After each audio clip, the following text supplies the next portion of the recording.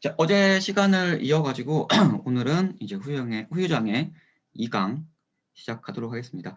시작하기 전에 어저께 했던 거 한번 같이 복습 한번 해보고 시작해 볼게요. 간단하게. 여러분들 한번 눈 한번 감아주세요. 제가 딱 질문을 하면 이게 떠오르는지 한번 해보세요. 떠오르면은 어느 정도 공부가 되어 있는 거예요. 암기가 어느 정도 되어 있는 거예요. 자, 장애란 제가 뭐라고 했죠? 장애란. 자, 떠올려야 돼요. 장애란. 자, 정신과 이제 신체의 영구적인 회송 상태라는 거를 제가 어제 장애라고 말씀을 좀 드렸고요. 그리고 장애 판정 시점 딱 생각이 나야 돼요. 뭐라고 했죠?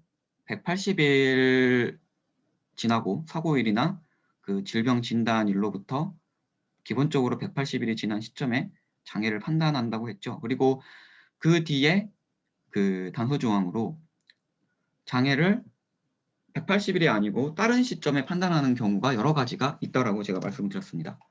보통 다 신경장애와 관련된 그런 장애이고요. 하나하나 제가 나열하는 건 시간 좀 걸리니까 그게 떠오르는지, 뭐 눈도 있었고요. 뭐 코도 있었고 여러 가지가 있었죠. 뭐 척추 쪽 좀 특이하게 있었고 자, 생각이 나셔야 돼요. 그런 거. 그리고 신체 부위 13부위 제가 어저께 그림으로 한번 그려봐 드렸죠. 그거 한 번만 따라 그리시면 여러분들 뭐 신체 부위 13부위는 그냥 바로 암기할 수 있습니다. 한 번만 따라해 주시면 돼요. 그 키포인트는 위에 물음표는 정신행동장애입니다. 신경계장애, 정신행동장애, 물음표는. 그리고 우리의 보험계약 효력이 없어진 경우에는 어떻게 된다. 뭐 생명보험이랑 저 손해보험이랑 제가 구분해가지고 설명을 좀 드렸었어요. 그래도 이제 손해보험 기준으로 제가 암기를 좀 해달라고 했고 생명보험은 그냥 참고용으로 생명보험은 특이하게 이제 원래 손해보험 기본적으로는 상해 발생일로부터 이제 2년 이내 그리고 1년 이내 그리고 질병 진단일로부터 2년 이내 1년 이내 보험 기간이 만료가 되더라도 만료가 되는 기준은 10년 이상 계약이냐 10년 미만 계약이냐 이렇게 좀 나뉘고 있죠. 그래서 이런 거 좀 생각하셔야 되고요. 그리고 한시장애 4년은 제가 몇 퍼센트 보상된다고 했죠? 4년 보상 안 하죠. 4년은 5년부터 보상을 하죠. 5년부터 뭐 한시장애가 10년이다 20년이다 하더라도 20% 한시장애가 들어가면 20%를 보상한다 이렇게 알고 계시면 될 것 같고요. 그리고 기본적으로 우리가 장애를 계산하는 방법이 다른 신체 부위에서 한 사고, 그러니까 한 상해 사고 혹은 재해 사고 혹은 질병 진단으로부터 다른 신체 부위 두 군데가 발생했을 경우에는 그 두 개를 합산한다. 가장 중요한 거죠. 그리고 동일한 신체 부위에서는 두 가지 이상 그 장애가 발생했을 때 이 동일한 신체 부위에서는 가장 높은 거를 보상한다. 그 예를 어저께 조금 들었던 게 귀장애 같은 경우에는 우리 귀에 이제 귓바퀴 같은 경우에 2분의 1 이상 결손이 되면 10%고 그리고 그 청력장애, 약간의 청력장애 같은 경우 5%인데 이 두 개가 됐을 때는 높은 걸 준다. 이런 걸 예를 들었었죠. 그리고 파생장애가 기존의 장애가 있는데 이 장애 때문에 여러 가지 여러 신체 부위에 파생으로 장애가 발생했을 때는 그 원래 기존에 있던 장애와 그 다음에 파생장애의 합 중에 높은 거를 보상한다고 말씀을 드렸고 그 예시를 들었던 게 보통 ADLS 상의 신경계 장애가 50%가 있을 경우에 다른 뭐 다리 쪽에 뭐 완전 마비 때문에 60 있을 때 100 되면은 두 개 합쳐가지고 두 개 합치고 원래 기존 장애 해서 높은 걸 준다. 그래서 100을 준다고 말씀드렸던 것 같고요. 그리고 가중장애, 기왕장애, 기왕질병 같은 경우에는 무조건 삭감하죠. 무조건 그러니까 무조건 삭감하고 처리가 되는 거고. 그리고 가중장애 같은 경우에도 원래 받았던 그 장애 상태를 그 삭감, 그러니까 그 받았던 거 제외하고 추가된 것만 보상한다는 거. 그 한번 질문 제가 어저께 받았던 것 중에 하나가 다리 장애 같은 경우에는 각각의 사고를 60% 한도로 아니고 각각 적용해야 되느냐 이런 그걸 질문 주셨는데 이걸 제가 아직 찾아보지는 않았는데 이거에 대해서 뭐 실무적으로 안 나왔기 때문에, 그리고 이런 판례가 있을지 모르겠어요. 제가 이거는 찾아가지고 뭐 찾는 대로 제가 공유를 좀 해드리고요. 그리고 내사 상태와 식물인간 이 이야기 했어요. 내사는 보상이 안 되고 식물인간은 이제 보상이 되는데, 식물인간을 보상하는 그 장애 판정 시점이 있죠. 1개월 이상 의식 상실이 있고, 그 다음에 12개월 후에 12개월 후에 우리가 이제 장애 판정한다는 거. 그리고 내사와 식물인간의 가장 큰 차이는 이제 자발 호흡을 하냐 안 하냐, 호흡을 하냐 안 하냐, 그리고 체온 유지라든지 이런 거를 스스로 할 수 있냐 없냐. 식물인간은 딱 진짜 그 의식만 없는 상태라고 생각을 하시면 될 것 같습니다. 여기까지 저번 주에 했던 거, 어제 했던 거 한번 이야기를 하고요. 그리고 어제 눈 관련된 이야기 했어요. 눈은 좀 많이 복잡하죠, 이야기가. 할 게 좀 많아가지고 제가 좀 길게 얘기를 했는데, 뭐 간단하게 이야기하면은 눈 같은 경우에는 시력, 시야, 그 다음에 사시와 노안, 눈꺼풀 장애 이렇게 좀 구분이 되어 있고, 가장 중요한 게 시력과 시야인데 그거는 1번부터 6번, 그 다음에 맞나요? 1번부터 6번 맞나요? 그리고 8번에 이렇게 규정을 하고 있고, 시력 장애 같은 경우에는 이제 제가 2162라고 제가 말씀을 좀 드렸어요. 이게 0.2, 0.1, 0.06, 0.02 이거에 대해서 각각 5, 뭐 15, 25, 35 이런 식으로 되고 있고, 두 개 눈으로 한 개를 본다 이렇게 암기를 좀 해달라고 했고요. 안구 적출 좀 특이하게 우리 안구 같은 경우에는 이제 적출하게 되면 추상장애를 추가하죠. 그래서 안구 적출을 하게 되면 무조건 추상장애가 들어간다고 생각하셔야 되고, 의안을 끼워 넣을 수 있으면 65, 없으면 50. 양쪽 눈을 만약에 실명하게 되면 의미가 없죠. 추상장애를 합산하는 게. 왜 이미 100%이기 때문에. 그래서 그거랑. 그 다음에 노안 같은 경우에는 가까운 거가 보이고 멀리 있는 게, 가까운 게 잘 안 보이고 멀리 있는 게 잘 보이는데, 이거는 말 그대로 수정체의 조절 능력이 떨어지는 거. 이거를 이제 안구의 이제 운동장애, 안구의 운동장애가 아니고 뭐죠? 그 조절 기능 장애. 이거 노안이라고 해야지 좀 쉽지. 조절 기능 장애 이렇게 하면 말이 좀 어려운 것 같아요. 그래서 이런 거에 대한 이야기를 좀 했던 것 같습니다. 그리고 그 안구의 운동 장애, 사시 같은 경우에는 상해 질병 진단일로부터 1년 경과 후에 이제 한다. 이런 거 했던 것 같고요. 그리고 귀 장애 같은 경우에 우리가 귀 같은 건 들리는 거, 그 다음에 귓바퀴, 그 다음에 중심 잡는 거, 평행장애 이렇게 했어요. 그래서 데시벨로 우리가 하는데 데시벨이 90, 80, 70 이런 식으로 해서 90은 이제 아예 못 듣는 거죠. 그 다음에 80, 70 이렇게 중심 넘어가고, 그 70데시벨 같은 경우에는 약간의 귀에 약간의 장애죠. 청력에 약간의 장애인데 이게 특별하게 좀 50cm 있고, 50cm가 있으니까 오자가 들어갔으니까 5% 이렇게 된다. 그리고 15, 25 이런 식으로 올라간다. 이렇게 생각하시면 될 것 같고요. 그리고 이거 귓바퀴 손상 아까 이야기 간단하게 이야기했는데, 이거는 이제 뭐 추상장애를 합산하는 게 아니고요. 귓바퀴 같은 경우에는 딱히 그 추상장애 하는 규정이 따로 있어요. 그래서 그 2분의 1 이상이면 손상이 이제 10%인데 2분의 1 이하 이게 되면은 청력장애가 없는 경우에는 추상장애로 평가한다. 이 말이 있어요. 그러니까 청력장애가 있고 추상장애가 있는 걸 합산한다는 말이 기에는 없어요. 그렇기 때문에 이 부분을 좀 유의를 하셔야 되고, 그리고 평형장애 같은 경우에는 1년 이상 치료 후 이제 한다. 이것도 신경계 장애이기 때문에 제가 신경계 장애는 보통 1년이라고 말씀드렸어요.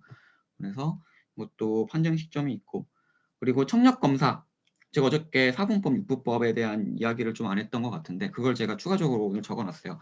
근데 어렵지가 않아요. 이건 2016년도에 한번 문제가 2017년도에 문제가 한번 나왔죠. 그래서 저는 이거를 틀렸어요. 왜냐하면 4분법이 뭔지 6분법이 뭔지 딱 그렇게 공부를 안 했었거든요.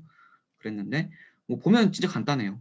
뭐 청력 검사를 4번 검사해가지고 이거를 뭐 사로 나눈다. 그래서 뭐 그런 거에 대한 뭐 계산식인데요. 제가 계산식을 적어놨거든요. 그래서 이거를 한번 보시면 여러분들이 그냥 그렇구나라고 아실 수도 있을 것 같습니다. 어저께 그 귀까지 했고요. 어제 귀까지 했고 오늘은 이제 코 진행하도록 하겠습니다. 자, 코장이에요. 코 같은 경우에는 우리가 가장 중요한 게 냄새를 맡는 거, 그 다음에 숨 쉬는 거, 이 두 가지가 코를 생각하면 가장 좋은 거, 가장 생각이 나는 거죠. 그래서 역시나 장애도 이 두 가지 기능에 대해서 장애를 평가를 해놨습니다. 그래서 코가 그런 대로 조금 복잡하지 않게끔 되어 있어요. 그래서 PPT 화면을 보시면 되거든요. PPT 제가 이제 자료 같은 경우 이제 나눠드린 거 있는데 그거는 이제 아래다가 깔아두시고요. 그리고 오늘은 제가 어저께 이제 이야기 들었을 때 PPT에다가 띄워서 설명을 좀 해달라라는 피드백을 받아서 제 PPT로 띄워서 하겠습니다. 그래서 PPT를 좀 보시면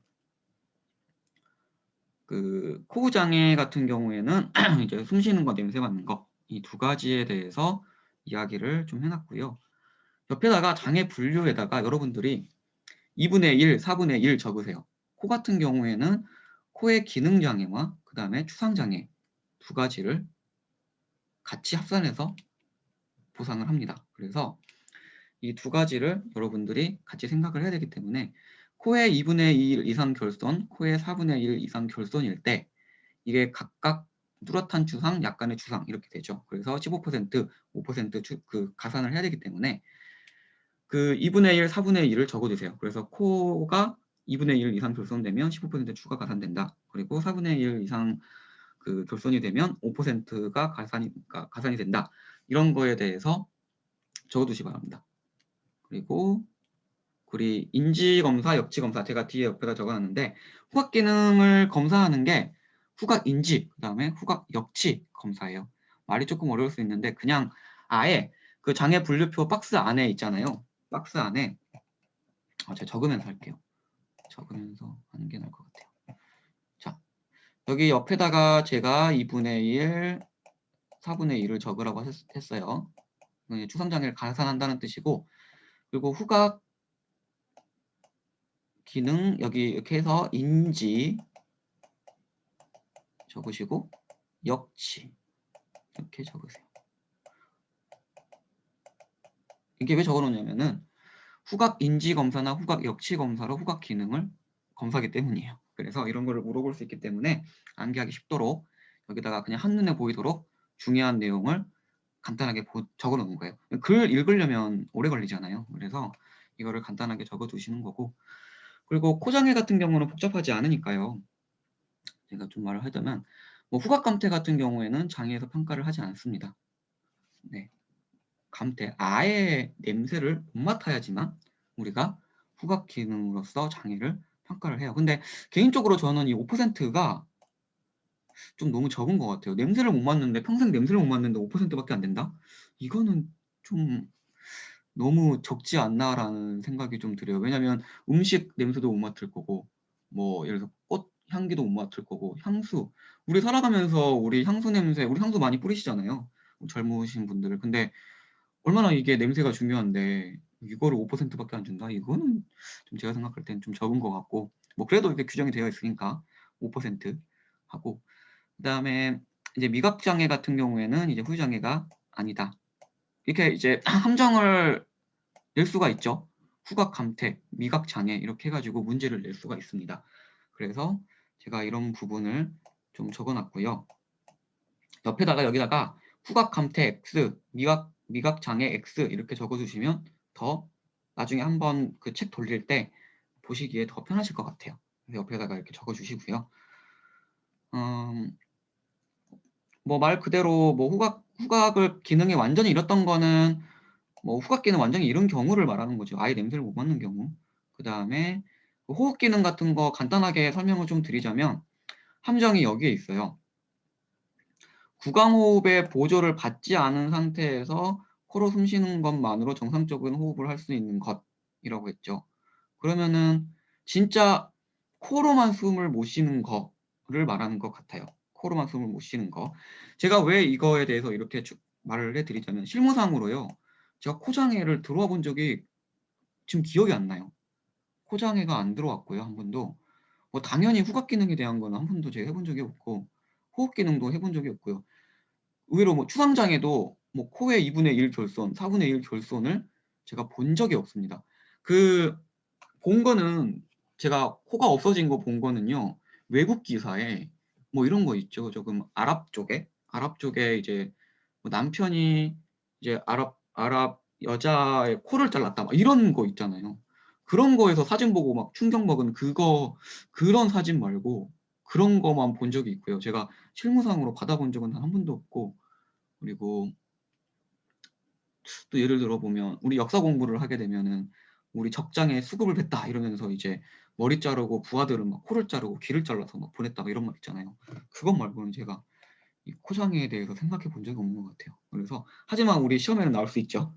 그래서 우리가 공부를 잘 해주셔야 될 것 같고, 그래서 이 부분들 이렇게 정리를 이렇게 이 정도로 정리를 해주시면 여러분들 뭐 공부하는 데는, 문제 푸는 데는 전혀 문제가 없을 것 같아요. 이 정도로만 하겠습니다. 코는 복잡하지 않으니까요. 자, 넘어가겠습니다. 자, 씻거나 말하기 장애입니다. 씻거나 말하기 장애. 펴셨나요? 여러분들 이제 또 씻거나 말하기 장애 펴주시고 저는 이제 PPT 하면 다시 보시면 됩니다. 여러분들 PPT 한번 봐주세요.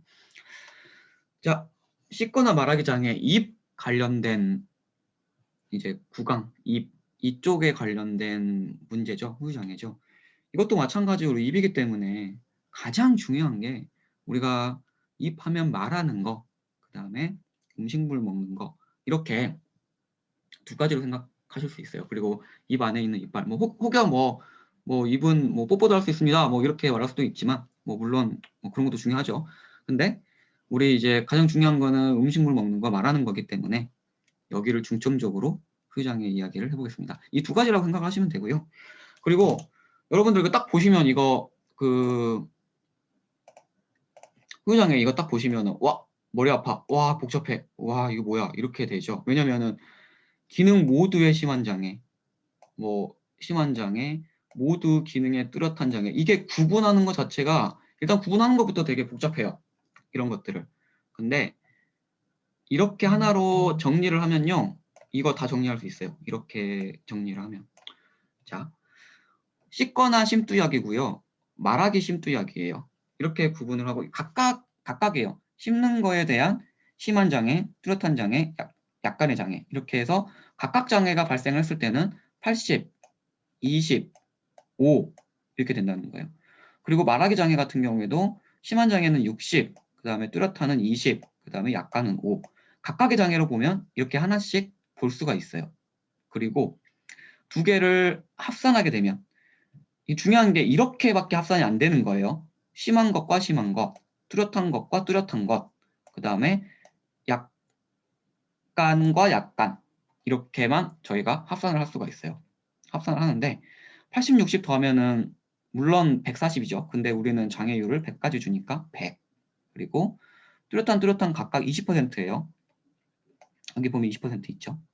그러면 이거를 합산을 하면 40이 되는 거예요. 이렇게.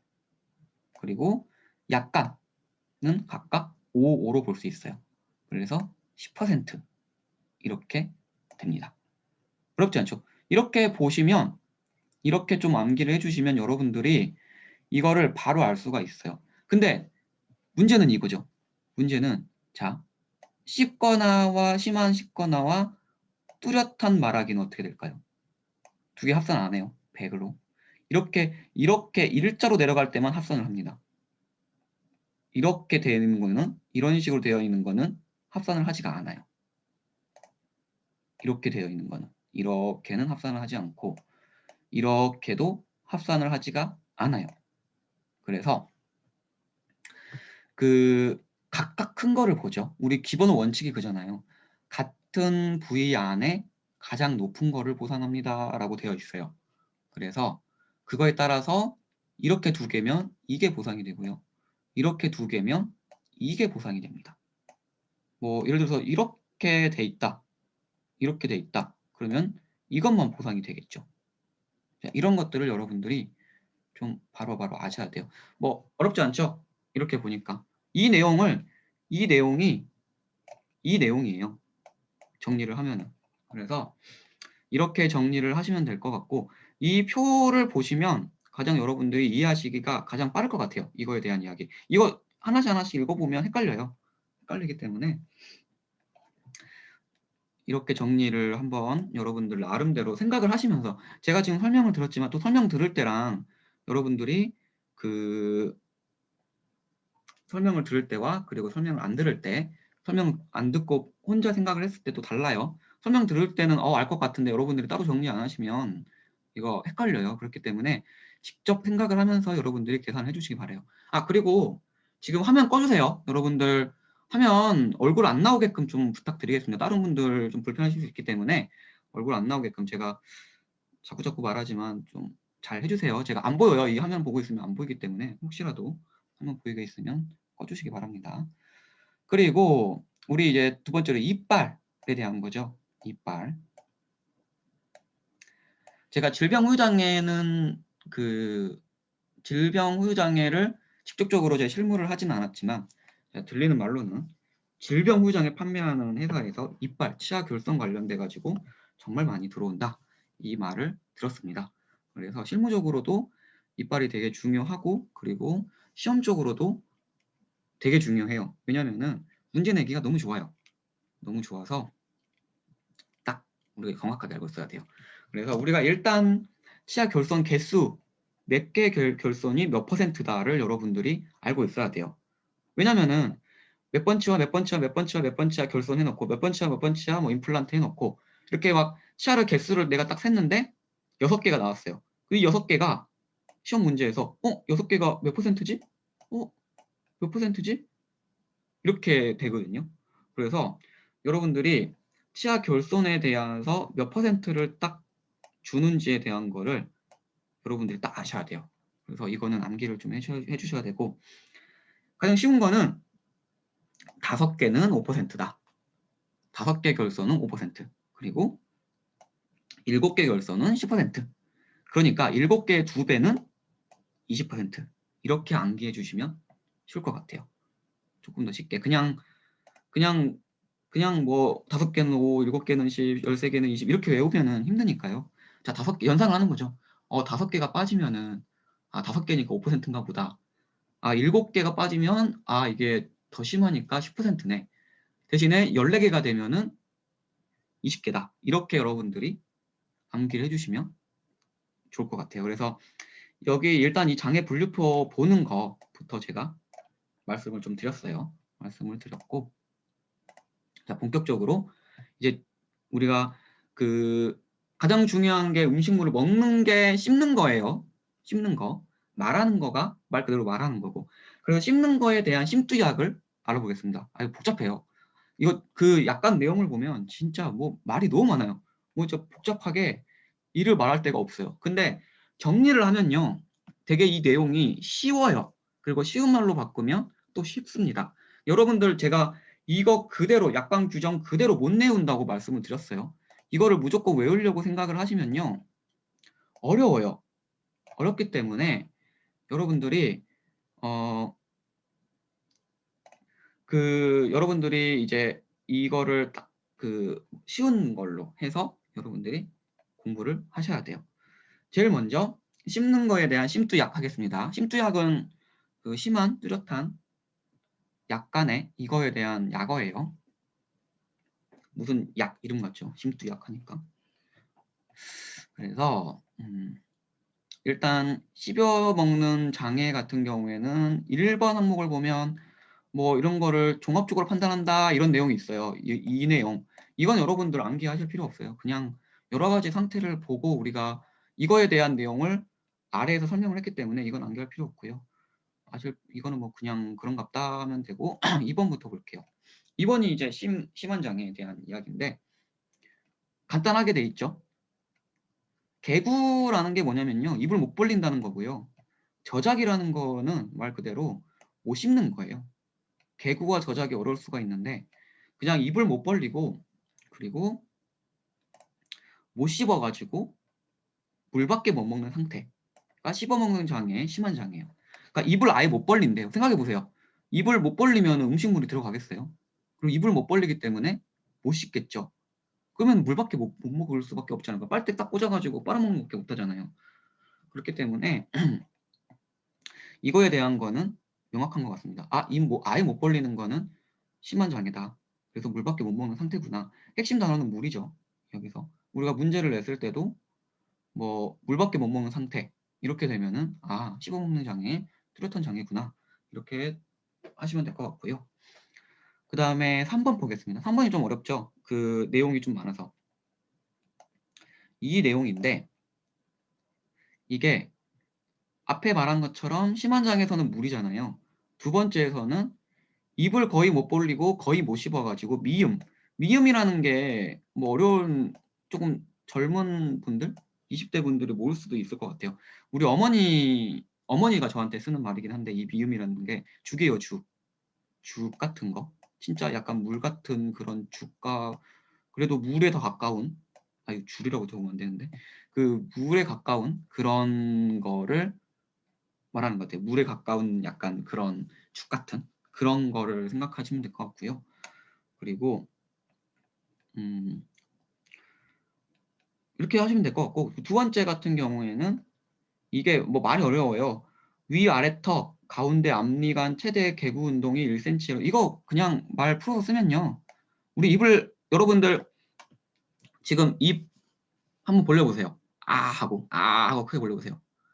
이 앞니와 앞니 센치가 몇 센치 정도 될까요? 아 했을 때 정확한 건 모르겠지만 한 5cm 정도는 되지 않을까요? 뭐 더 크실 수도 있고 5cm 이상 될 것 같아요. 제가 생각했을 때는. 근데 이 앞니와 앞니 간격이 1cm 이하이래요. 1cm 이하. 그러면 여러분들 좀 생각 조금 의식해가지고 1cm 정도만 벌려보세요. 아 그러면은 죽도 들어가기 힘들겠죠. 1cm면은. 자 그런 상태. 이거에 대한 설명이 그 설명을 말해 놓은 거예요. 어렵지 않죠?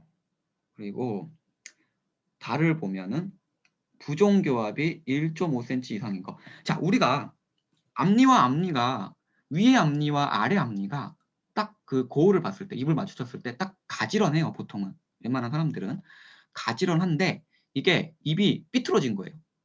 입이 부종교합이라는 것 자체가 이렇게 삐뚤어져 가지고 있는 거. 일부러 한번 의식적으로 삐뚤어 보실래요? 입을? 아 삐뚤기 힘들죠. 이거 내가 삐뚤어 봤거든요. 잘 안 삐뚤어져요 이게. 근데 이 상태로 계속 있다? 그러면 씹는 것도 말하고 먹는 것도 말, 그러니까 먹는 거, 씹는 거 다 불편하겠죠. 그래서 1.5cm 정도 틀어진, 1.5cm 진짜 많이 틀어진 것 같아요. 이거 제가 거울 보고 해봤거든요. 아우 막 턱이 너무 아파요. 그래서 이런 거. 그리고 라를 보시면 이것도 마찬가지 이야기예요. 입이 삐뚤어져가지고 이빨이 이제 어금니 쪽이 위아래가 정확하게 이제 저작을 하려면 음식물을 씹으려면 위아래 이빨이 정확하게 맞물려야 되잖아요. 딱딱딱딱. 이빨 한번 딱딱딱딱 소리 내보시겠어요? 우리 치과 가면 우리 딱딱딱딱 소리 내보라고 하시잖아요. 이렇게.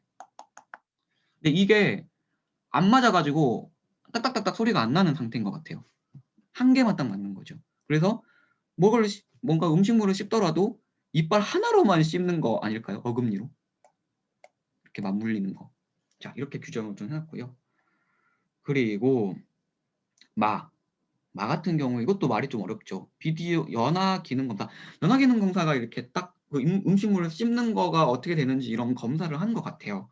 그래서 이제 씹는 거에 대한 장애가 있고 그리고 그 씹어가지고 이제 못 삼키는 거가 이제 연화 기능이라고 이렇게 나오는 거고요. 그 다음에 뒤에 이제 흡인이라는 단어가 좀 어려워요. 흡인. 이게 뭐냐면은 저도 잘 모르겠더라고요. 이거를 장애가 거의 안 들어와가지고 찾아보니까 후두나 기관으로 음식물이 들어가는 현상이래요. 우리 쉽게 말해서 우리 목구멍으로 해가지고 식도로 음식물이 들어가야 되잖아요. 우리가 그 목에는 두 가지 구멍이 있는데 하나는 식도고 하나는 후두. 그 숨 쉴 때 말할 때 나오는 구멍 있잖아요. 우리가 막 살에 걸려서 캑캑캑 하는 거는 우리가 그 식도로 들어간 게 아니고 말하는 그 통로로 음식물이 들어가가지고 캑캑캑 하잖아요. 거기로 들어가는 현상을 말하는 거예요. 자, 그래서 이거를 풀어서 쓰면 이렇게 해요. 여러분들 근데 암기할 때 어렵잖아요.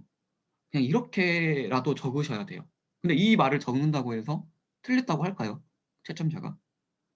그렇게 안 할 것 같아요, 저는. 왜냐면은 이 말을 풀어 쓴 게 이거잖아요. 물론 이제 뭐, 뭐 핵심 단어를 적으면 좋겠지만, 여기 나오는 단어를 적으면 좋겠지만, 못 적으면 이렇게라도 여러분들이 암기를 연상을 해서 해주셔야 됩니다. 이렇게 암기하면 훨씬 더 쉬울 거예요.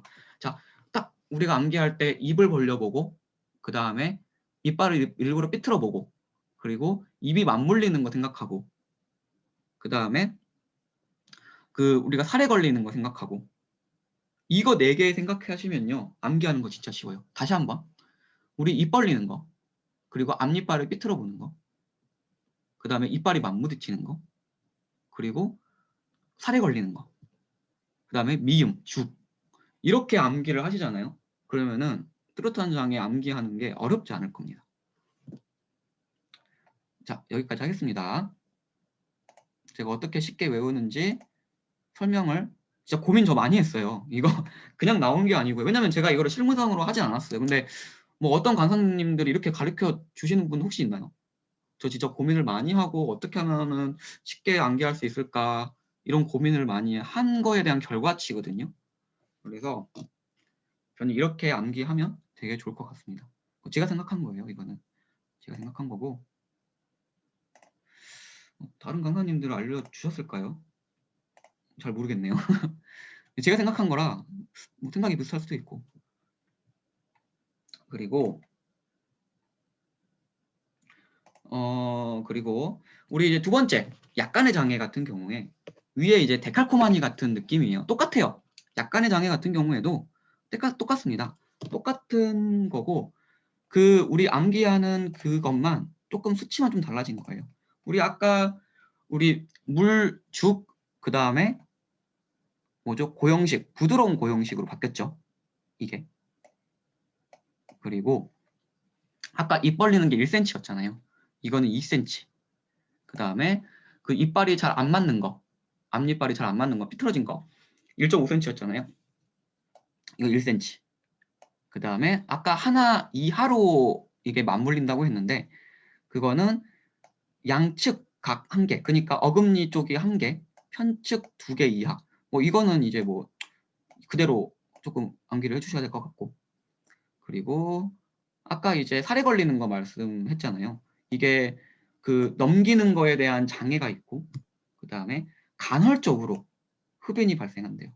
간헐적으로 목구멍으로 들어간다고 우리 이런 거 발생하는 상태. 이게 약간의 장애. 우리 약간 데칼코마니 같죠? 우리 위아래가 이제 거의 비슷하죠. 암기하는 게. 그래서 그 뚜렷한을 암기하면 뭐 약간까지 같이 암기를 하게 되면 그 좋은 것 이렇게 암기하면 되게 좋은 것 같아요. 그래서 그거를 뭐 암기를 해주시면 될 것 같고요. 그리고 우리 개구장애가 뭔지, 그 다음에 부정교합이 뭔지 이 설명을 좀 해놨어요. 그 말 그냥 간단히 풀었으면 아까 말한 것처럼 입 벌리는 게 힘들다. 입 벌리는 거가 어떻게 평가를 해야 되냐. 그 다음에 부정교합이 뭐 이빨이 삐뚤어진 거에 대해서 그냥 길게 그냥 설명을 해놓은 거예요.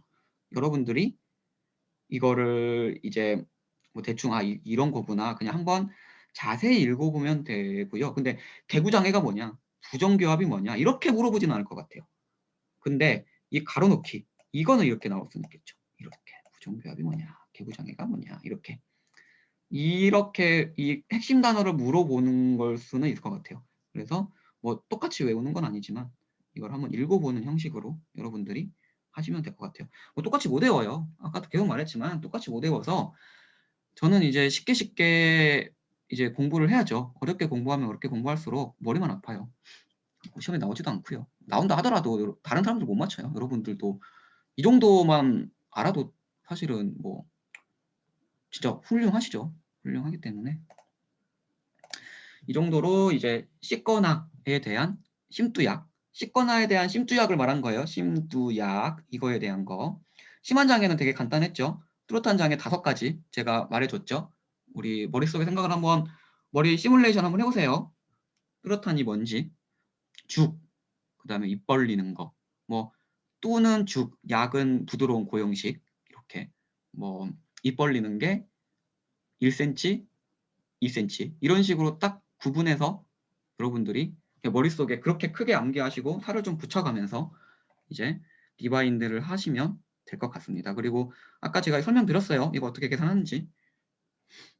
자, 넘어가겠습니다. 자, 그 다음에 말하는 거에 대한 심두약입니다. 이건 근데 제가 답이 없어요. 말하는 거에 대한 심두약은 이거를 뭐 어떻게 연상을 시키거나 하기가 좀 어려운 것 같아요. 그래서 고민을 했는데 딱히 방법이 없는 것 같고, 그 말하는 거에 대한 심두약은 일단은 말하는 거가 이제 좀 어려운 단어가 두 개가 나오죠.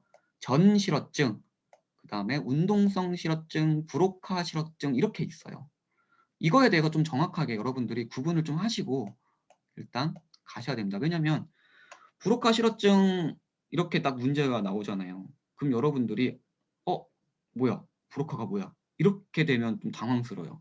아, 브로카는 심한 장애다. 이렇게 연상이 돼야 돼요. 왜냐면은 문제가 이제 뭐 꼬아서 내려고 하면 어렵게 내려고 하면은 이제 한도 끝도 없기 때문에. 근데 또 여기 약간의 규정에 딱 맞춰서 나오잖아요. 그래서 이거를 좀 설명을 좀 드리자면 저도 말하는 장애를 거의 이거를 들어와 본 적이 많이 없어요.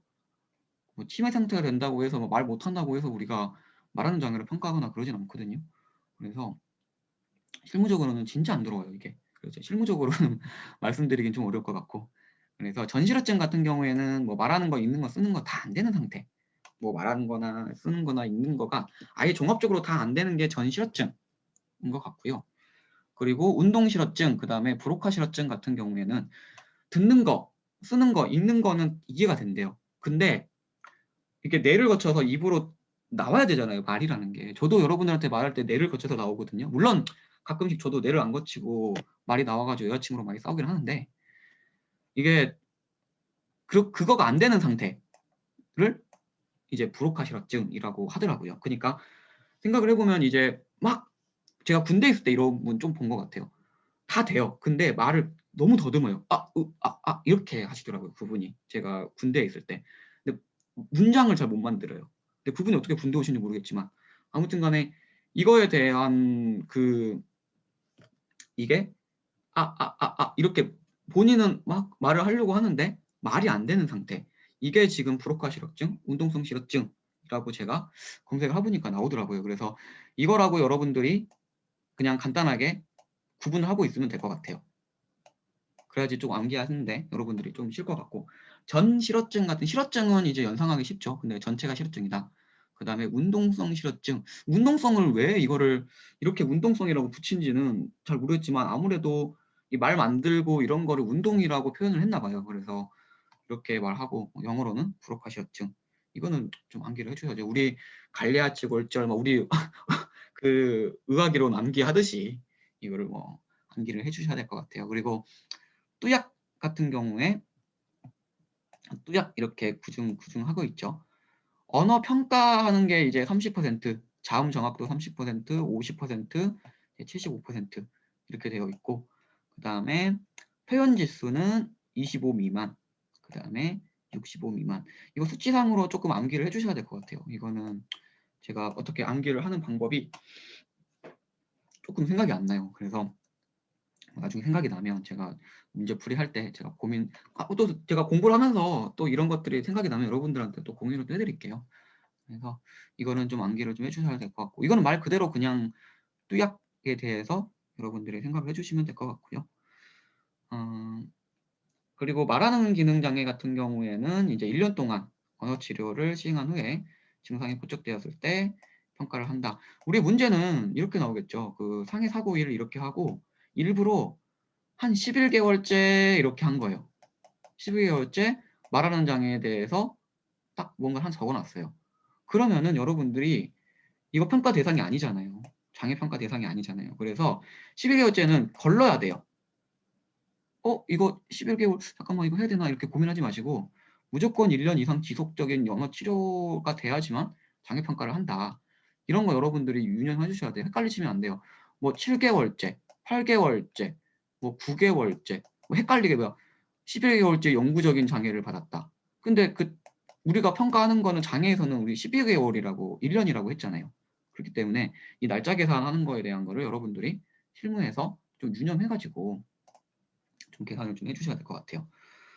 그리고 우리 말하는 장애랑 그 다음에 우리 ADLS 같은 경우에 우리 비교해서 우리 문제가 나올 수가 있거든요. 그러면은 높은 거를 하면 되고요. 그 ADLS 같은 경우에는 음식물 섭취가 딱 ADLS에 있어요. 근데 거기는 음식물 섭취 같은 경우에는 좀 낮아요. 최대가 20%예요. 그래서 뭐 2개 중에 하나 이제 하는데 뭐 거의 말하는 장애가 더 높아요. 그래서 그거를 좀 비교해서 높은 걸 한다 이렇게 하시면 될 것 같고요. 나중에 ADLS도 같이 보겠습니다. 같이 볼 거예요. 지금 심두약에 대해서 그러니까 말하는 거에 대한 심두약 한 거예요. 아까는 식권화에 대한 심두약이고 지금은 말하는 거에 대한 심두약이에요. 이렇게 정리를 좀 할게요.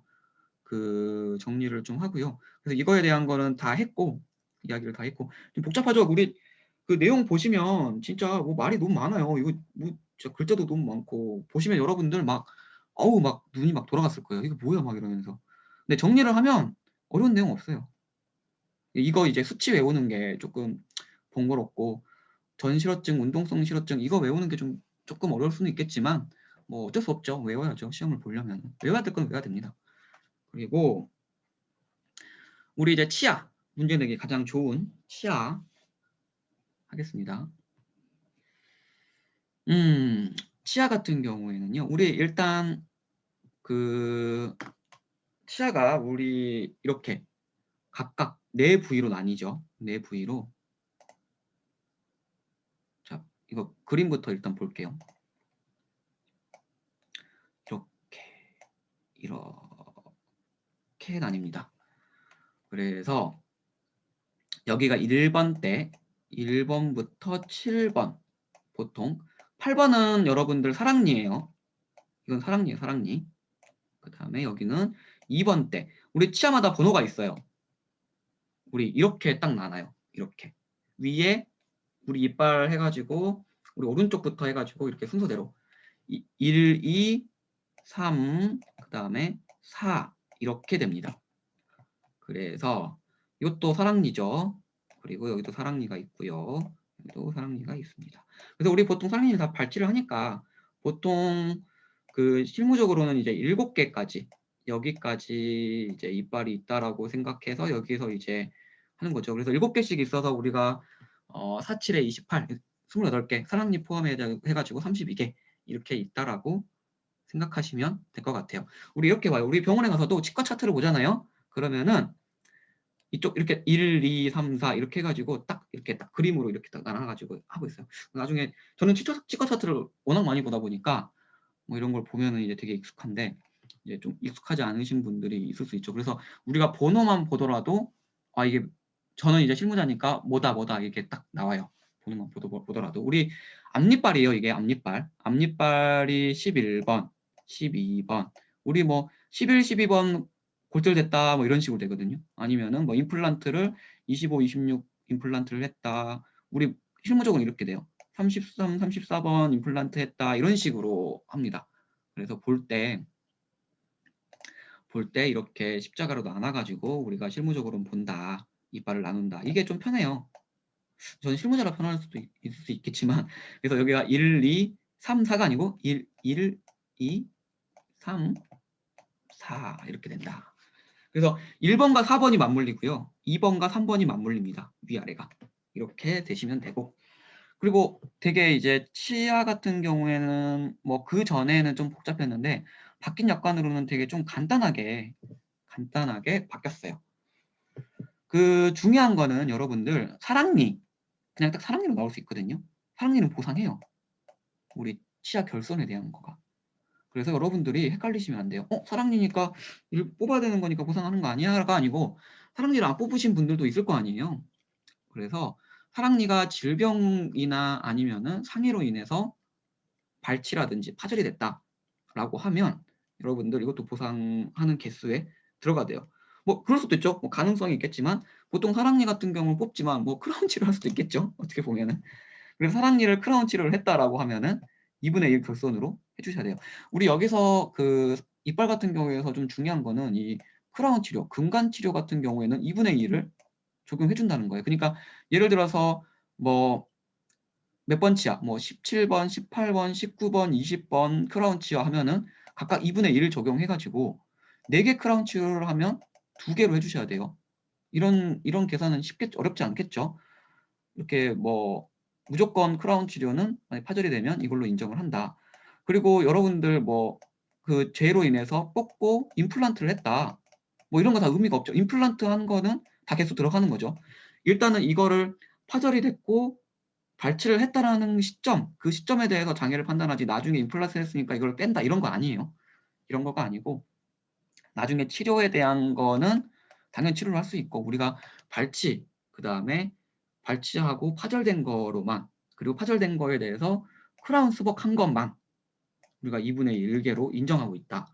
뭐 한 개로 인정하고, 그러니까 2분의 1개로 인정하고 있다. 여러분들이 이렇게 기본적으로 생각하시면 되고 크라운 이거는 되게 문제 내기 되게 쉽죠. 그래서 제가 연습 문제로 많이 만들어 볼 거예요.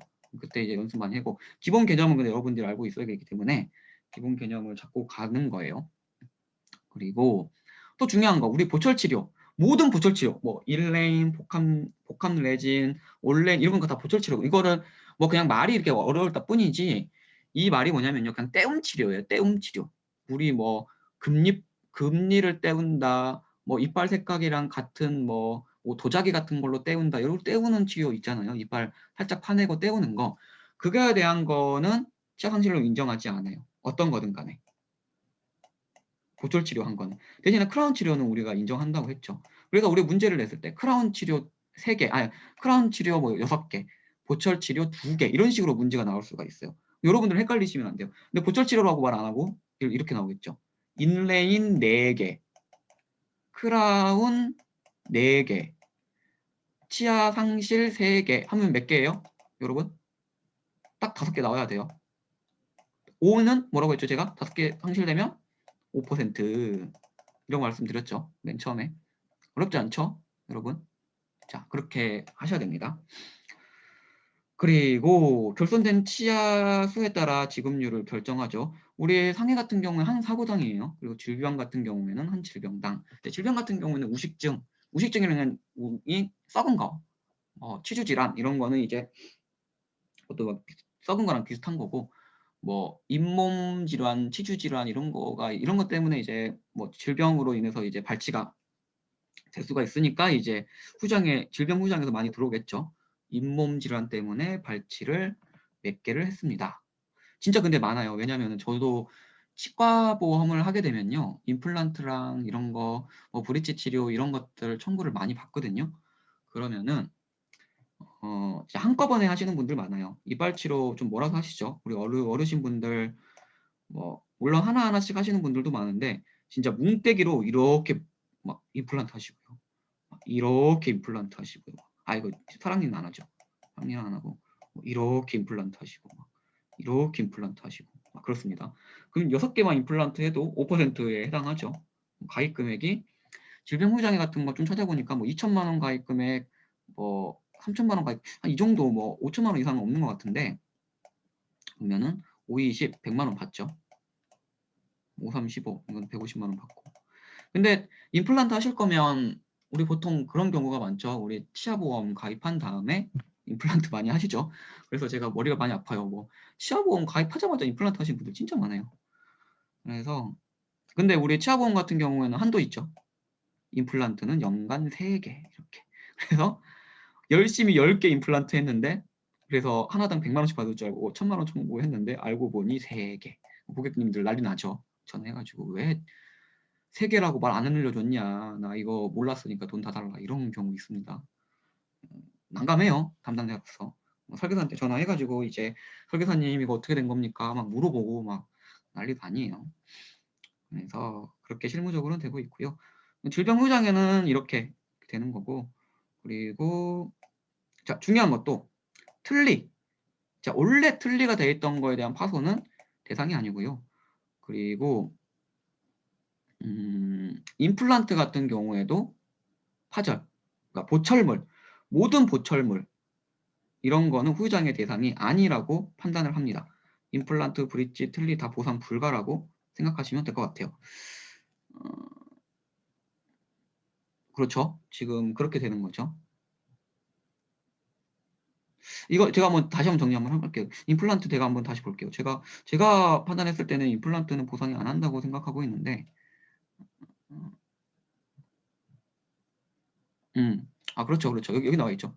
아래 안 나와서 헷갈렸는데 이거 위에는 틀니, 임플란트 이런 모든 그 브릿지, 틀니 이런 것들은 원래 그렇게 되어 있는 거는 보상하지 않는다. 이렇게 여러분들이 머릿속에 넣어 두시면 될 것 같아요. 많이 없어요. 제가 이렇게 들어와 본 적이 실무상으로는 많이 없어요. 그래서 그렇게 해주시면 될 것 같고요. 이거 나중에 연습 문제 제가 많이 만들어 볼게요. 이렇게 해서 같이 연습을 한번 해봅시다. 이렇게 해서 지금 씻거나 말하기 정에까지 제가 종료를 하고요. 좀 10분 정도 쉬었다가 오겠습니다. 여러분들 화장실 가고 조금 쉬었다가 11시부터 또 진행하겠습니다.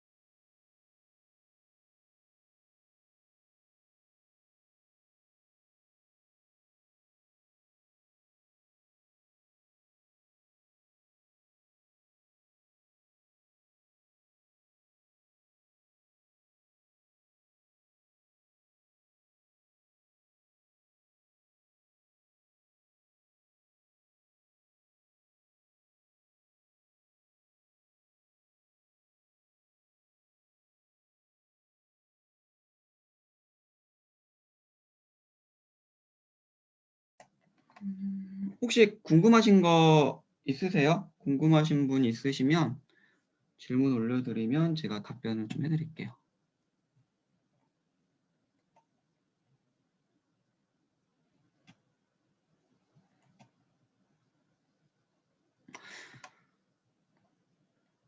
어때요? 좀 암기하기 좀 쉬우실 것 같아요?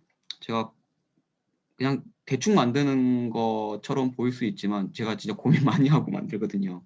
어떻게 하면은 좀 쉽게 암기할 수 있을까? 어떻게 하면은 좀 이해하는데 쉬울까? 이런 고민을 많이 합니다.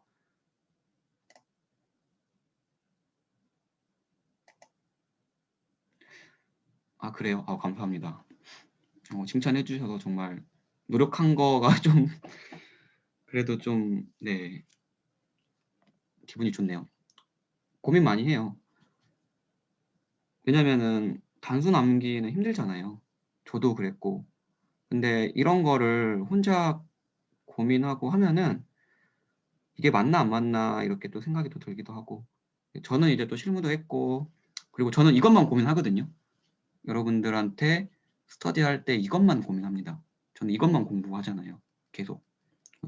저도 이제 다 아는 게 아니기 때문에 공부를 많이 하고, 그다음에 고민도 많이 하고, 그래서 여러분들이 이제 시간이 좀 줄어드는 거죠. 제가 설명을 해드리면서 혼자 공부하면 5시간, 뭐 6시간 걸릴 게 제 설명을 들으면 2시간 이내 딱 설명이 끝나고, 그리고 딱 리마인드 시켰을 때 머릿속에 딱딱딱딱 떠오르시면 여러분들이 어렵다라는 거에서 좀 할만하겠는데? 이렇게 생각이 좀 드시잖아요. 그리고 이거 목표 자체가 60점이기 때문에 저는 거기에 맞춰서 뭐 더 깊게 들어갈 수는 있겠죠. 하지만 더 들어간다고 해서 이게 더 악영향을 미칠 것 같아요. 우린 네 과목을 공부하니까. 제가 실선을 더 많이 알아요. 실선 업무를 많이 했기 때문에 실선을 더 많이 합니다, 제가. 이게 뭐니?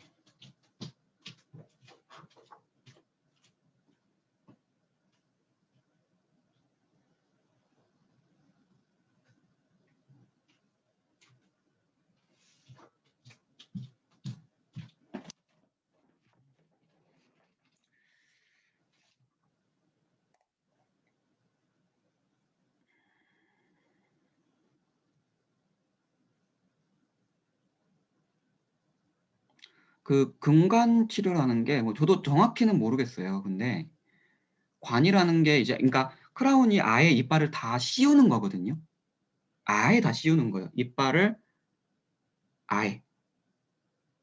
그래서 관이라는 게 이제 아예 딱 씌우는 그런 느낌일 것 같고 금은 왜 말 그대로 금 그런 식으로 하시면 될 것 같아요.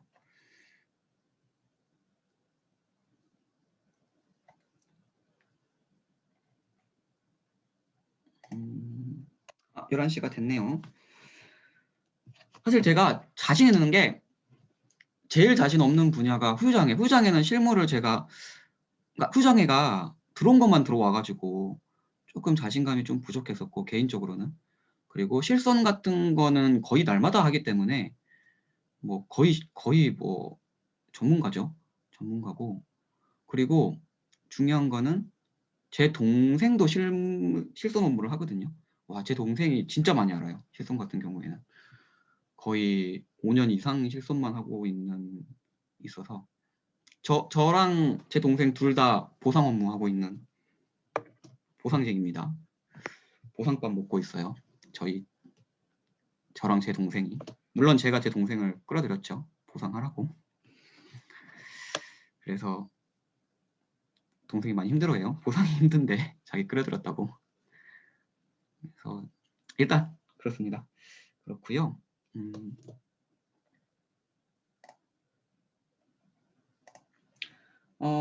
다시 이제 시작하겠습니다. 자, 추상장애 들어가겠습니다. 추상장애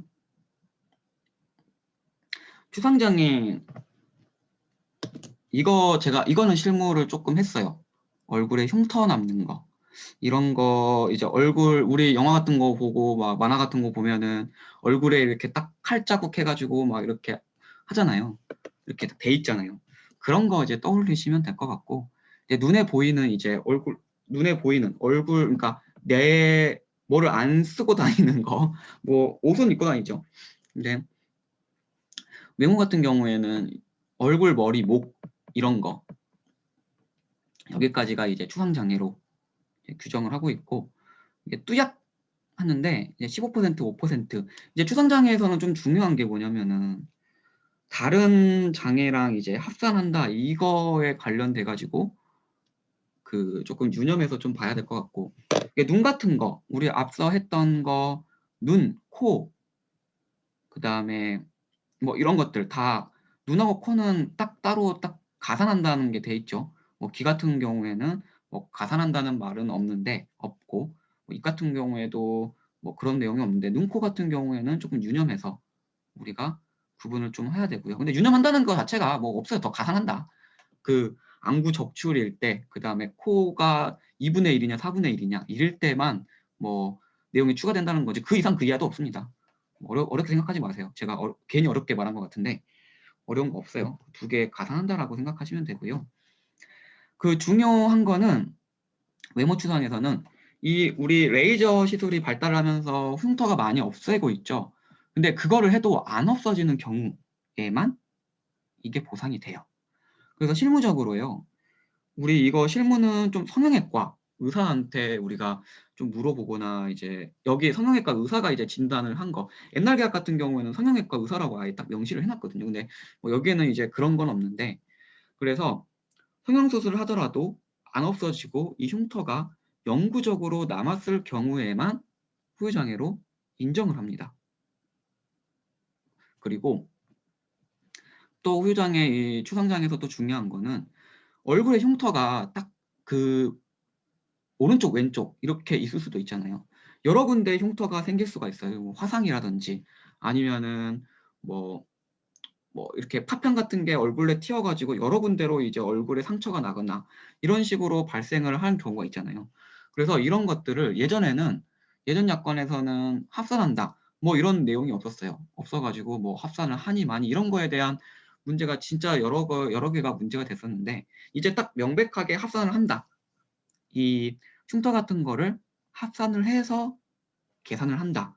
이거를 여러분들이 두 가지가 조금 좀 가장 중요한 것 같아요. 그래서 뒤에 넘어가면 이제 그 어느 정도가 뭐 약간 뚜렷한 추상인지 약간의 추상인지가 나오고, 문제를 푸실 때는 우리 이제 성형수술을 해도 안 없어지는 거, 문제가 이제 이렇게 나올 수도 있죠. 성형수술을 해서 그 없어진다라고 하면은 이제 후유장애로 평가를 하면 안 되고, 그리고 이 문제가 이제 합산하는 거, 여러 개 흉터를 여러 개를 해놓고 뭐 7mm, 10mm, 뭐 12mm, 뭐 3mm, 2mm, 1mm 이런 식으로 좀 내놓고 이것들을 다 빼고 그런 것들을 이제 합산하는 계산법, 이거는 좀 문제 내기가 좀 되게 좋아가지고 이것도 제가 문제를 많이 만들어 볼 거예요. 연습을 같이 할 건데 그렇게 되는 거고, 5mm 이하 같은 경우에는 지금 합산을 안 한다. 뭐 4mm, 3mm, 2mm, 1mm 이런 거를 합산 안 하고 5mm 이상부터, 5mm 미만부터는 5mm를 포함해서 합산을, 미만이라는 게 5mm까지는 안 한다는 거죠. 6mm부터 한다는 거죠. 그래서 6mm부터는 이제 미만이라는 게 잠깐만요. 5mm를 포함하는 거죠. 미만이 포함을 안 하는 거죠. 안 하는 거죠. 죄송합니다. 3mm, 3mm부터는 안 하고 5mm부터는 합산을 한다. 이렇게 생각하시면 될 것 같습니다. 저도 미만, 이하 이런 게 좀 헷갈려요. 좀 헷갈리는데, 자, 그렇게 되는 거고, 그 다음에 또 중요한 포인트는 흉터가, 제가 아래다가 그림을 제가 그림 실력이 여기서 이제 표현하는 게 제가 한계가 있어요. 그래서 이렇게 표현을 하는데 좀 양해를 좀 부탁드리고, 이제 흉터가 이제 시작해서 머리나 목까지 올라가는 경우가 있거든요. 왜 이렇게 되냐면은 머리와 목 이거를 각각 구분을 해놨어요. 그렇기 때문에 이게 연결되는 경우가 있어요. 연결되는 경우에는 이제 2분의 1만 인정한다. 이렇게 좀 되어 있습니다. 좀 간단하게 이제 제가 그림을 그려가지고 제가 문제로 나올 수 있는 걸 해놨는데, 빨간 게 흉터예요. 근데 얼굴에서 시작해서 지금 목까지 내려가고 있죠. 그랬을 경우에 우리가 이제 얼굴은 2cm고 목이 4cm일 경우에는 장애율이 장애율은 몇 %고 몇 cm인가 이렇게 했는데 이거는 2cm 다 인정이 되고 여기는 4cm니까 곱하기 2분의 2를 하면 2cm가 인정이 되죠. 그럴 경우에 5cm가 4cm가 나오죠. 그러면 얼굴 장애로 평가를 했을 때 우리가 그 얼굴 장애에서 4cm 이상 되면은 약간의 추상해서 5%가 되는 거예요. 문제를 이렇게 푸셔야 됩니다. 자, 얼굴에서부터 연결됐기 때문에 얼굴을 기준으로 한 거예요. 얼굴을 기준으로 해서 목 기준이 아니고 얼굴 기준으로 한다는 거. 그런 거 유념을 좀 해주시고요. 자, 여기에 이제 제가 간단하게 이런 내용들이 여기에 이제 제가 적어놓은 거고요. 중요한 것만 제가 빨간 걸로 좀 체크를 좀 해놨어요. 체크를 해놨고 5mm 미만이라는 내용 나와 있고요. 그 다음에 얼굴과 거쳐 있는 경우에는 그 얼굴의 추상으로 보아. 여기 기준이 나와 있죠. 얼굴의 추상이죠. 얼굴을 거쳤기 때문에 얼굴의 추상으로 본다고 했어요. 그래서 그 면적을 2분의 1로 인정한다. 아까 말한 이거에 대한 내용이에요. 그래서 제가 실무적으로 했을 때 제가 좀 기억에 남는 게 우리 할머님이었어요. 할머님이었는데 넘어지시면서 뾰족한 데에 부딪히셨어요. 부딪히셔가지고 흉터가 어떻게 나왔냐면은 십자가로 나왔어요. 별표 모양으로 흉터가 나왔어요. 그래서 이렇게 나오더라고요. 이렇게 머리 쪽까지 해서 이렇게. 그러니까 딱 찍었는데 뾰족한 데 찍어가지고 이렇게 흉터가 남은 거죠. 근데 이게 레이저로 안 없어진다고 해가지고 뭐 이거 다 써냈어요. 이 길이 제가 이 길이 합산을 해가지고 총 길이가 6cm인가 나왔던 것 같아요. 그래서 진짜 부끄럽게도 우리가 이 센치 같은 경우에 우리 진단서 장애 진단서 이렇게 딱 나오잖아요. 그러면은 몇 미리 몇 미리 몇 미리 몇 미리 이렇게 하는데 저희도 이제 조사자가 가가지고 이거가 진짜 맞는지 안 맞는지 후장애가 이 센치가 안 맞는지 안 맞는지 이제 사진을 찍거든요.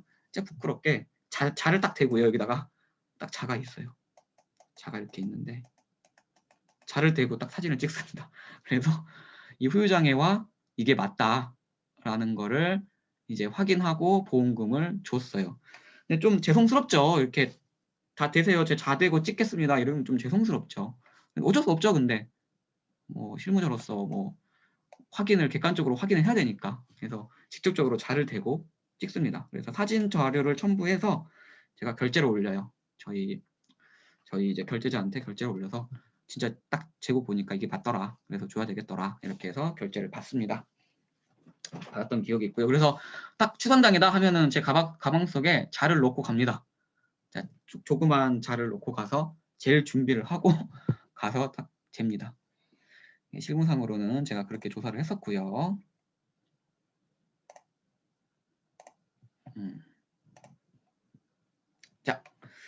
자, 뚜약에 대한 거 이제 어떻게 되냐 이런 거를 이제 암기를 좀 하셔야 되는데, 자, 우리 약광과 뚜렷함을 좀 비교를 해보면요, 그냥 다 2분의 1이에요. 그래서 이것만 외우면요, 이것도 자연스럽게 외우게 돼요. 그래서 뭐 두 개니까 두 개 다 외워야 되냐, 여러분들도 외워보니까 이제 아시겠죠. 뭐 그래서 얼굴하고 머리, 목 구분을 하는데 당연히 얼굴이 중요하죠. 우리 얼마나 얼굴 중요해요. 우리가 뭐 그래서 성형수술도 하고 뭐 여러 가지 하는 이유도 이 얼굴 이뻐 보이기 위해서 뭐 하는 거잖아요. 그래서 얼굴이 더 중요하니까 이런 게 조금 더 이제 머리나 목에 비해서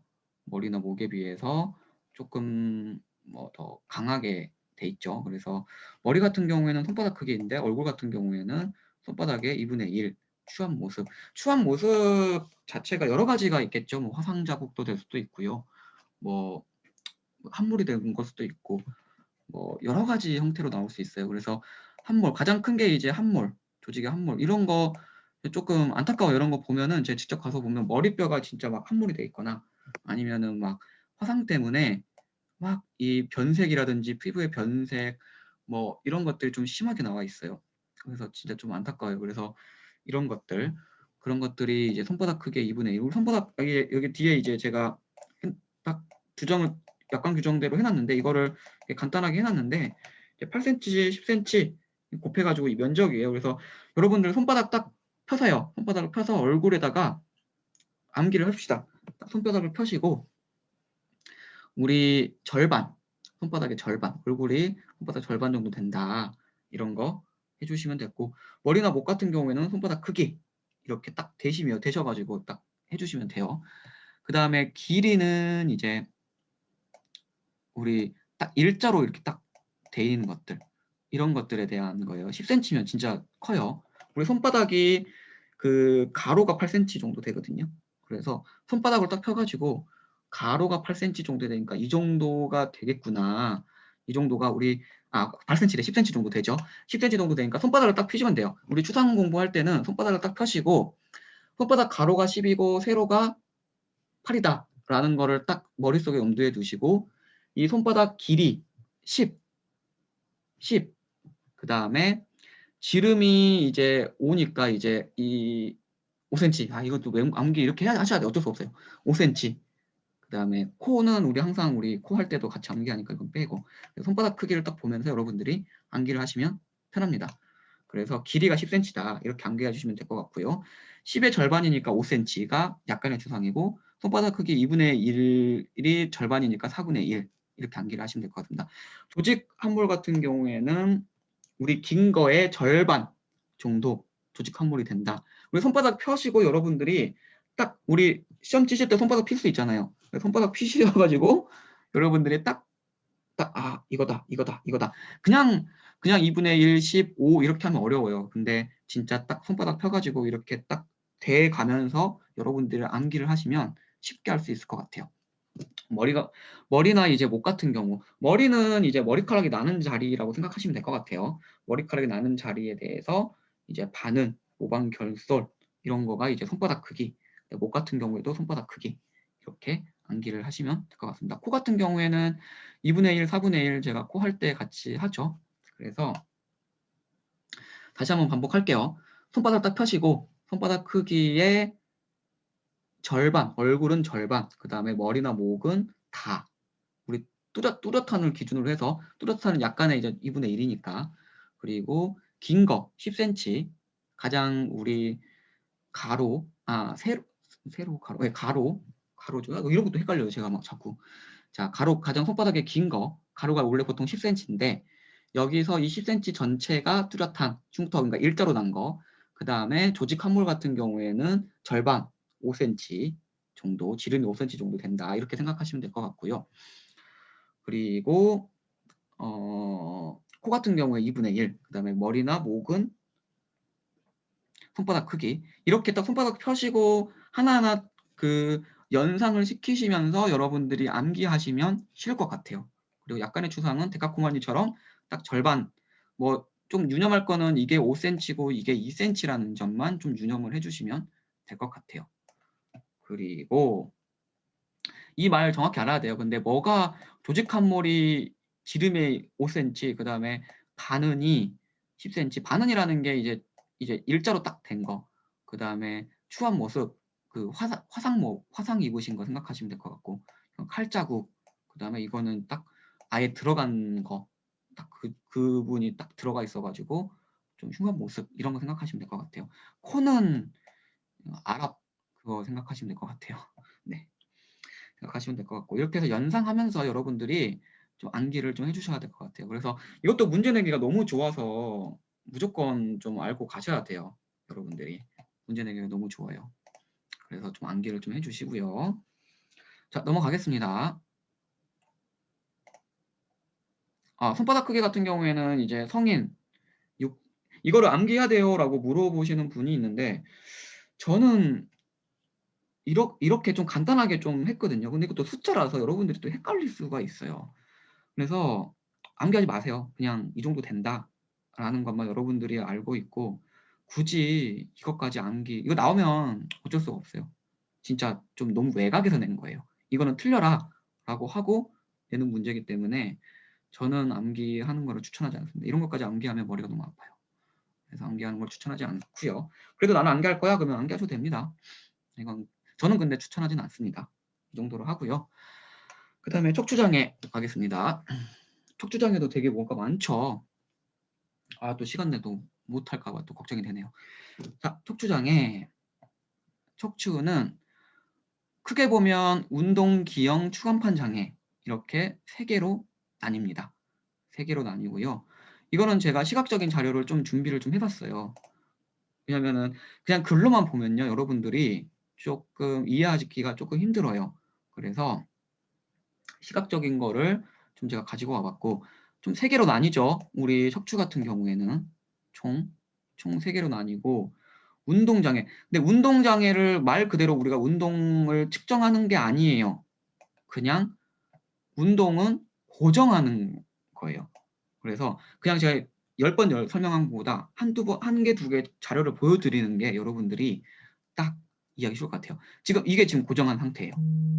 이 아래가 고정한 상태고, 지금 이게 척추체거든요. 이거 척추체, 척추 이렇게 있죠. 근데 이 척추체에다가 딱 고정을 해놨죠. 스크류를.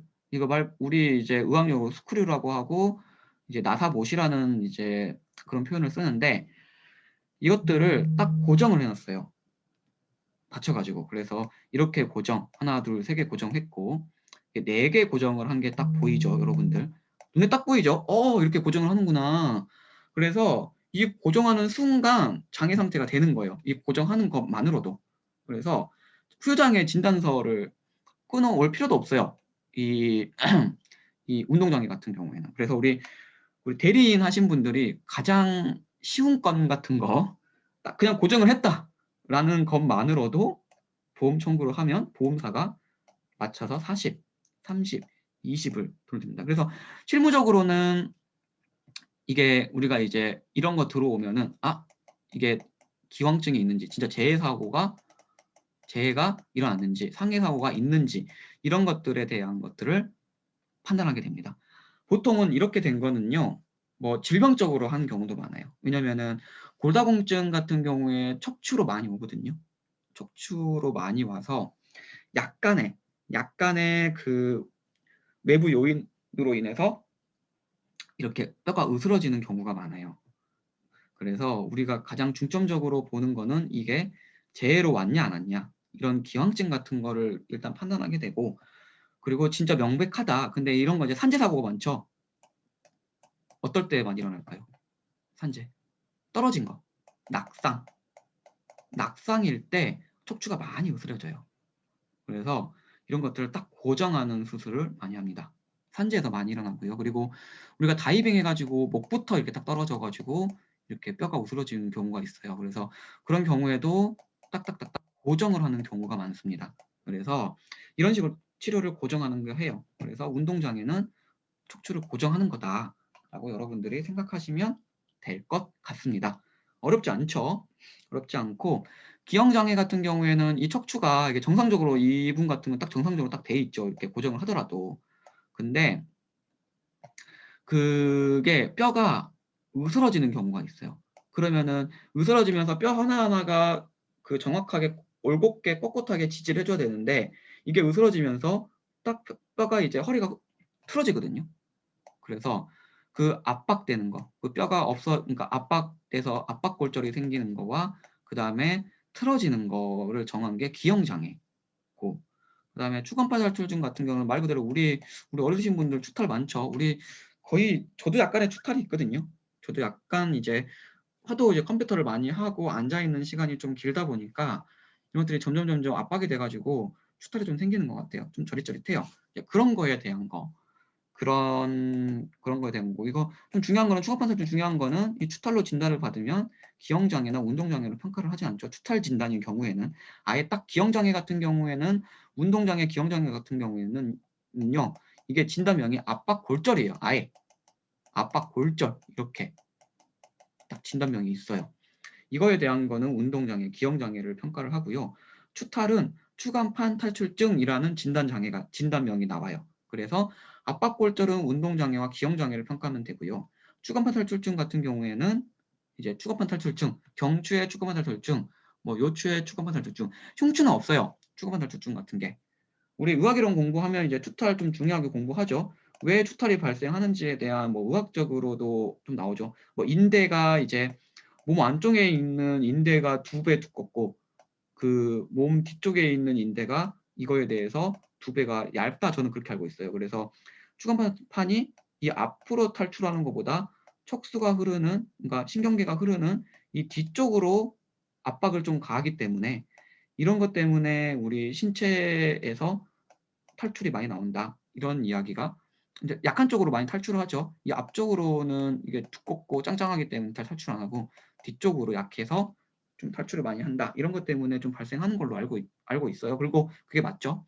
그래서 그렇게 되고 있고 이렇게 딱 그 고정하는 것만으로도 이렇게 운동장애 된다. 그리고 기형장애는 아까 간단 설명해 드렸어요. 그리고 추궁화살들도 간단히 설명 좀 드렸습니다. 넘어가겠습니다. 자, 시각자료 좀 더 볼게요. 압박골절이랑 이제 이런 것들 여러분들이 좀 헷갈릴 수가 있으니까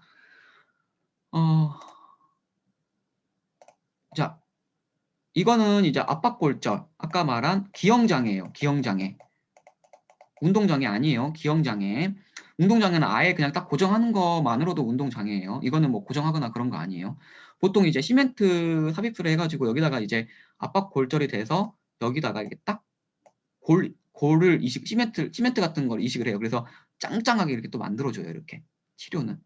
근데 이렇게 만들기 전에 압박이 된 것만으로도 우리가 후유장애를 평가를 할 수가 있어요. 평가를 할 수가 있는데 딱 보세요. 이거는 정상적으로 딱 이쁘게 돼 있죠. 이쁘게 돼 있죠. 이쁘게 돼 있죠. 근데 얘만 지금 틀어졌죠. 좀 지워볼게요. 하얗게 압박 골절이 된 거예요. 하얗게. 그래서 지금 이게 콥스각으로 이제 이거를 측정을 했는데 이거를 딱 해가지고 이렇게 해서 이게 측정하는 거예요. 우리 의사가 이렇게 측정을 해준 거예요. 이렇게. 그래서 후방 변형, 콥스각 후방 변형이 28도 이렇게 됐다라는 거가 지금 나온 거예요. 이런 식으로 우리가 장애를 측정합니다. 실질적으로 저도 이제 엑스레이를 갖고 와요. 실무상으로 가면은 이 엑스레이 찍고 MRI 찍는 거를 가지고 이게 진짜로 저도 끄어봐요. 끄어서 이렇게 측정하는 방법이 있어요. 근데 저는 이제 측정 의사가 아니라서 이게 몇 돕니다 하는데 눈대중으로 이렇게 딱 연결해가지고 측정한 거 있죠. 우리 실무상으로 이거 측정하는 거 우리 교육해요. 의사가 아니지만 그래도 대충 담당자로서 대충 몇 도가 되오겠구나. 그래서 후유장애가 나왔을 때 이 콥스박이 맞는지 안 맞는지 검증을 합니다. 직접적으로 제가. 그래서 이거를 선을 딱 그어가지고 우리가 딱 측정을 해요. 측정하는 방법이 이제 압박골절. 이런 거를 좀 보여드리기 위해서 제가 갖고 왔어요. 실무가 되시면 손해보험은 이제 손해보험사 같은 경우에는 직접 실무자가 이거를 측정을 하거나 그러진 않아요. 그 간호사 파트가 있어요. 간호사분들이 이런 거를 이제 측정해 주시거나 이렇게 하는데 생보사 같은 경우에는 직접 담당자가 다 이런 거를 공부를 하셔야 돼요. 그래서 이렇게 측정을 한다라는 거 좀 보여드리고 싶고 이것도 압박골절 좀 보여드리고 싶어가지고 제가 가지고 왔어요. 그래서 흉추가 지금 압박이 조금 돼 있죠. 압박률이랑 이런 거를 딱 이거랑 비교해서 또 압박률을 낼 수 있는 그 계산법이 있어요. 그래서 이게 좀 압박이 조금 되어 있어요.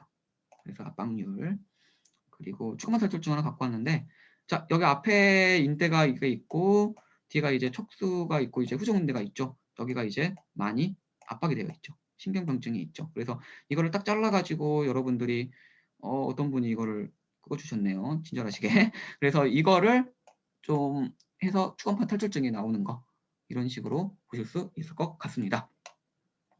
자, 시각자료 보시니까 조금 이해하기 좀 편하시죠? 넘어갈게요. 자, 척추장애 내용이 엄청 많아요. 막 내용이 막 엄청 많은데 일단은 정리를 좀 간단하게 하면요.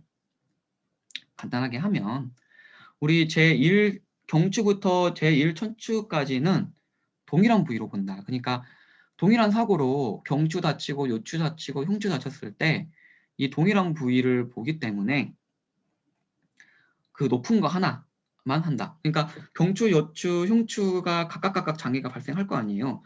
그러면은 그런 거에서 이제 다 동일한 부위로 해가지고 요추는 2개를 유압하고 뭐 경추는 3개를 이렇게 경우에는 가장 높은 거를 한다라는 거 좀 생각하시면 될 것 같고 예전에는 이제 청골과 미골 같은 경우에는 제외를 했어요. 이전에는 왜 이게 청골과 미골을 제외를 했냐면요. 우리 2017년도 그 이전 약관 같은 경우에는 총골과 미골이 그 척추장애로 들어갔어요. 근데 꼬리뼈거든요, 여기가. 근데 엉덩방아를 찍어가지고 꼬리뼈가 팍 틀어지는 경우가 있어요. 진짜 완전히 꼬리뼈가 아예 말려 들어가는 경우가 있어요.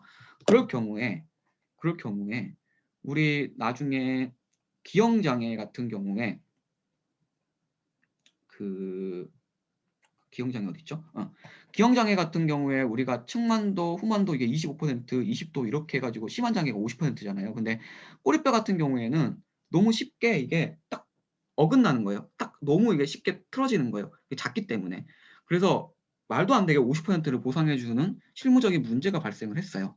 그래서 이거를 이제 또 어떻게 아시고 독립손해사정사분들이 이거 봐라 꼬리뼈도 이게 50도가 틀어졌으니까 이거 무조건 줘야 돼. 측만도가 이렇게 계산해가지고 줘야 된다라고 해가지고 청구가 막 들어왔어요. 근데 이걸 안 줄 근거가 없는 거예요. 근데 이거 너무 이제 의도랑 너무 다른 거죠. 이 장애 분리표를 만든 의도와. 그래가지고 2018년도는 총골과 미골을 아예 뺐어요. 체감골로. 빼가지고 이제 거기서 측정을 하게 되고 이전 장애로 이제 이전 장애는 이게 문제가 되니까 좀 들어와 있다. 그리고 이거는 좀 뺐다. 이렇게 여러분들이 생각하시면 될 것 같고요. 내용이 많은데요. 결국에는 정리하면 이거예요.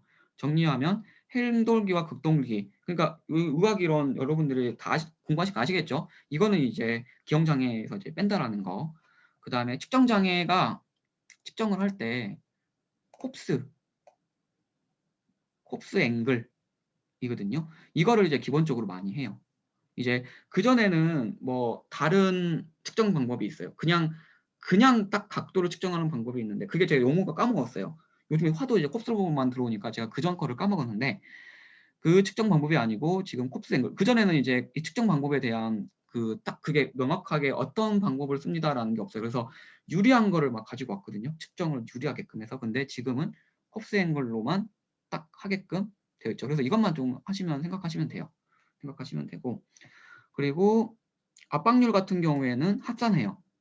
압박률은 제가 왜 이 내용을 안 적었죠? 그 압박률 같은 경우에는 위아래 이제 해가지고 그 다른 건강한 척추체를 기준으로 해서 압박률을 계산한다는 내용이고요. 그 다음에 이 내용은 뭐 딱히 암기하거나 그럴 필요가 없어요. 이것도 뭐 암기할 필요가 없고 여기서 중요한 거는 콥스 그 다음에 여기서 중요한 거는 행돌기, 극돌기에 대한 거 제외한다는 거. 그 다음에 내용 딱 중요한 거는 이것만 딱 중요해요. 이거에 대한 내용을 암기하거나 그러실 필요 없습니다. 다 빼세요. 내용 너무 많아요. 다 빼시고 그리고 기여도를 적용을 한다. 여러분들 이제 척추장애에서 가장 중요한 거는 이제 원래 질병력이 있는 거, 질병력이 있을 경우에는 그만큼을 뺀다라는 거 아예 딱 명시를 해버렸죠. 그래서 척추장애에서는 중요한 게 한시장애, 그 다음에 기여도 감안을 많이 해요. 근데 실무적으로는요, 생명보험 같은 경우에는 기여도를 좀 안 따져요. 기여도를 안 따지는 게 아니고 죄송합니다. 그 뭐죠? 그 25년 한시장애를 안 따져요. 한시장애를 안 따지고 그 손해보험에서만 좀 한시장애를 좀 많이 따지고요. 생명보험 같은 경우에는 기여도만 좀 적용을 합니다. 그 이유가 아무래도 그 한시장애까지 딱 적용해버리면 그 추간판 탈출증 같은 경우에는 진짜 막 20만 원 주고 막 40만 원 주고 이런 경우가 생겨요. 그렇기 때문에 딱 한시장애까지는 안 따지고 우리가 생명보험은 실무적으로는 딱 그 간여도만 적용을 한다. 그리고 손해보험 같은 경우에는 이제 간여도랑 그 다음에 그 한시장애까지 적용을 한다. 실무적으로는 좀 이렇게 되고 있습니다. 그래도 공통적으로는 간여도는 좀 적용을 하고 있어요. 이렇게 아시면 될 것 같고요. 그리고 이제 제가 이걸 삭제를 했어야 되는데 제가 이거 삭제를 안 했네요. 보니까 제가 그래서 왜 이것만 적혀 있지라고 말씀드린 게 그 이유고 뒤에 보면 이제 수술 및 시술 6개월이 지난 후 평가한다. 이 내용 따로 있고요. 그리고 추간판 탈출증, 운동장애, 기형장애는 미평가한다. 이 내용 좀 아셔야 돼요. 이거는 좀 제외해 주시고 이 내용으로 보시면 될 것 같아요. 이 내용만 아시면 돼요. 이거 다 암기하실 필요 없어요. 이 내용만 딱 아시면 됩니다. 제가 적어드린 내용만. 그리고 이제 들어가겠습니다. 척추 운동장애. 운동장애 아까 이제 척추를 고정한 거가 운동장애라고 했죠. 그래서 우리 이제 딱 구분해서 볼게요. 쉬워요. 엄청 쉬워요. 자, 심한 운동장애 같은 경우에는요. 4개 이상 고정한 거예요. 척추체 4개 이상 고정한 거고, 그 우리 경추 쪽 같은 경우에는 머리뼈 제1경추, 2경추 이건 3개죠. 3개 고정한 거. 그러니까 머리뼈를 제외하고 나머지 4개 고정한 거고요. 머리뼈에 대해서 딱 이것만, 우리 머리뼈 제1경추, 제2경추만 심한 운동장애를 평가한다. 이렇게 암기하시면 될 것 같고요. 그리고 뚜렷한 운동장애 같은 경우에는 3개 고정하는 경우, 그리고 머리뼈 같은 경우에는 머리뼈와 제1경추 이렇게 하면은 뚜렷한 운동장애, 이렇게 하면은 이렇게 해도 뚜렷한 운동장애, 이렇게 하는 거예요. 근데 심한 운동장애는 3개를 다 합친 거, 그 다음에 뚜렷한 같은 경우에는 이렇게 합친 거 하나, 이렇게 합친 거 하나, 그리고 그 뒤에 좀 어려운 말이 나와 있거든요. 어찌고 저찌고 어쩌고 해가지고 어려운 말이 나와 있어요. 이게 그냥 여러분들이 이거 너무 어려우니까요. 암기하지 마시고요. 이상정의가 나오면요. 이상전이가 나오면 무조건 그냥 뚜렷한 운동장애라고 생각하시면 돼요. 그냥. 이상전이다.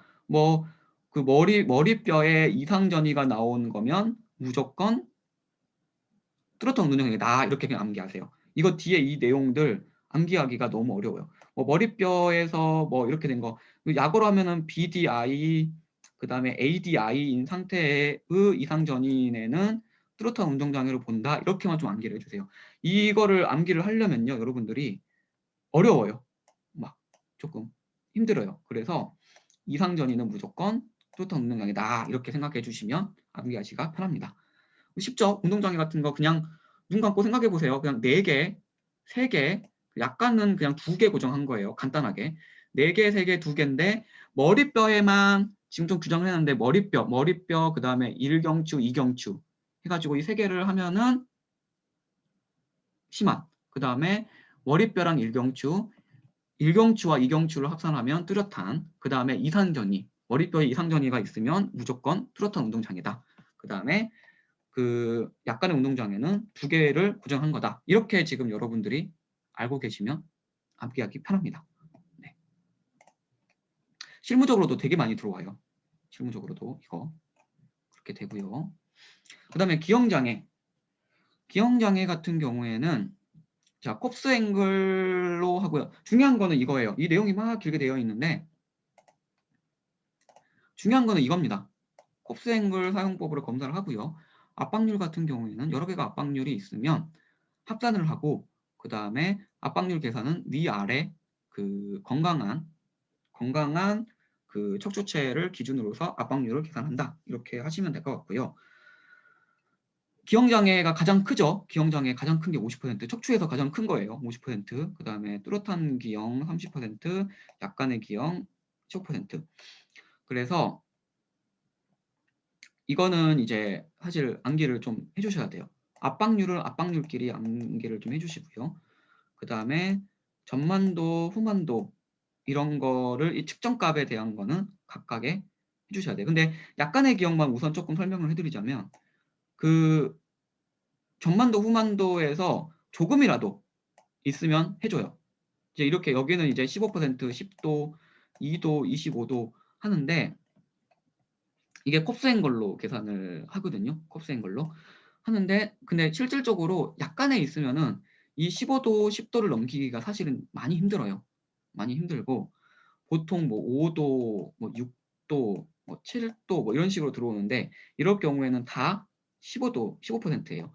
강도 병력 0.1이라도 있으면은 무조건 15%가 해당합니다. 여러분들 이거를 조금 알고 계시면 될 것 같고, 그 다음에 15도, 10도, 25도, 20도 이렇게 여러분들이 측만은 말 그대로 이제 옆으로 하는 거고 전만 후만은 앞뒤로 이렇게 굽어지는 거거든요. 그래서 이 각도가 곱셈글로 하는데 이 각도는 좀 여러분들이 암기를 좀 해주셔야 돼요. 이거는 어쩔 수가 없어요. 이거는 근데 도가 크지는 않죠. 생각해 보세요. 근데 이거를 이것도 똑같아요. 조금 10도 여러분들이 10도 좀 삐뚤어보고 20도 삐뚤어보고 이거를 직접 몸으로 이렇게 하면서 앞으로 굽히고 뒤로 굽히고 이런 거를 여러분들이 직접 하면서 여러분들이 암기를 좀 해주셔야 될 것 같고, 압박률 같은 경우에도 단일하고 여러 개 합산 제가 이렇게 해놨거든요. 그래서 압박률이 60%다, 90%다, 단일 이렇게. 그래서 압박률이 단일로 해가지고 단일로 됐다라고 하면은 딱 약간의 기형 바로바로 이렇게 나와야 돼요. 여러 개 합산을 했는데 40%더라. 그러니까 여러 개 압박률 20, 뭐 10, 뭐 5 하면은 40 단일로만 딱 적용을 할 수가 있죠. 합산을 했는데 40이 안 됐어요. 그러면은 단일로만 하고 합산은 안 되죠. 이런 식으로. 그러니까 이렇게 나올 수도 있고 뭐 10, 10, 10, 5, 5 이렇게 나올 수도 있죠. 그러면 합산을 해가지고 40% 이렇게 딱 계산할 줄 아셔야 돼요. 그래서 그러네요. 제가 좀 틀렸네요. 죄송합니다. 그래서 틀린 거 하나 있는 것 같아요. 15도, 35도. 아, 그렇죠. 자, 여기 35도입니다. 35도. 죄송합니다. 35도. 여기 수정하세요. 저도 사람이라 이런 거에 좀 실수가 있어요. 실수가 있습니다. 좀 이해를 좀 해주세요.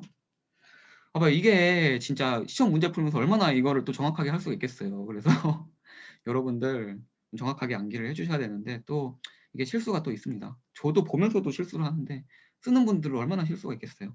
그래서 제가 3번 이야기 할 때 하죠. 항상 자, 실수를 줄여야 된다. 이런 이야기를 하는 이유가 그런 겁니다.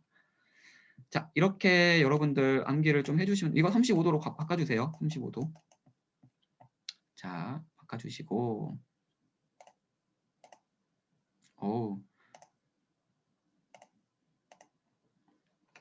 자, 넘어가겠습니다. 자, 추간판살출증. 자, 추탈 같은 경우에는 수술, 시술. 중요한 거는 수술, 시술 후 6개월 후에 평가한다는 거. 평가 시점이 딱 정해졌죠. 그 다음에 추탈은 실무적으로나 뭐든 간에 간여도를 적용을 합니다. 간여도는 누구한테 물어볼까요? 우리 이런 경우, 실무적으로 이런 경우 되게 많아요. 치료병원이 A병원인데요. 장애진단병원이 B병원이에요. 두 개가 안 맞죠. 그래서 실무적으로 약간 장애진단병원이 치료병원이 아니기 때문에 제가 이 치료병원에 가서 간여도가 어느 정도 됩니까? 라고 물어보는 경우가 되게 많아요. 그러면은 이제 이 진단병원 같은 경우에는 이 조금 이게 주관적인 판단이니까 이게 다 사실 간여도 이런 거는 의사의 주관적인 판단이잖아요. 그러면은 어떻게든 좀 유리하게끔 하기 위해서 이제 독립손해사정 분들은 좀 간여도를 좀 높게 주는 병원 걸 갖고 올 거고 저 같은 경우에는 이게 조금 치료병원에서 봐야 되는 거 아니냐. 아무리 그래도 치료한 의사가 알지 이런 거를 해서 그 치료병원 가가지고 간여도를 끊어가지고 오는데요. 여기서 조금 이제 분쟁이 생기죠. 뭐 진단병원은 70%, 치료병원은 50%라든지 뭐 40% 이럴 경우에 이제 퍼센테이지가 이제 하잖아요. 그래서 합의를 해요. 그러면 중간에 합시다. 이런 식으로. 그래서 이런 식으로 그리고 하고 어디를 적용할지 뭐 치료병원을 적용합니다. 뭐 진단병원을 적용합니다. 이런 내용이 없기 때문에 그냥 간여도를 적용합니다. 이렇게 돼 있어서 이거는 실무적인 이야기고 시험적인 문제에서는 뭐 이렇게 안 나오죠. 그냥 간여도가 몇 퍼센트 이렇게 딱 나오죠. 그래서 이런 식으로 추탈 이제 간여도가 적용이 된다라는 거 알고 계시면 되고요. 그리고 추탈 진단 시에는 운동장애랑 기형장애는 평가하지 않는다. 이거는 이제 기본적인 내용이기 때문에 그냥 한번 언급만 하고 하겠습니다. 그래서 지금 심한 뚜렷한 약간의 추간판 탈출증이 이렇게 딱 구분이 되어 있는데 사실 제가 심한 추간판 탈출증은 거의 한 번 정도 본 것 같아요. 이 정도까지가 되면은 정말 심한 거더라고요. 아예 막 신경장애에 있어서 이렇게 그 대소변 장애까지 있는 경우가 거의 없어요. 거의 없는데 그리고 조건 자체도 되게 까다롭죠. 2마디 이상 수술을 하고 그리고 1마디를 2번 수술한 거를 포함한 거죠. 그래서 마미신경증후군 아예 신경적인 장애가 있어야 되고 현저한 대소변 장애가 현저한 이 단어 자체가 진짜 엄청 강력하죠. 이 현저하다 이거는 진짜 완벽하게 이렇게 되어 있는 경우에는 ADLS 상의 신경계 장애가 더 명확하게 나오는 경우가 있어요.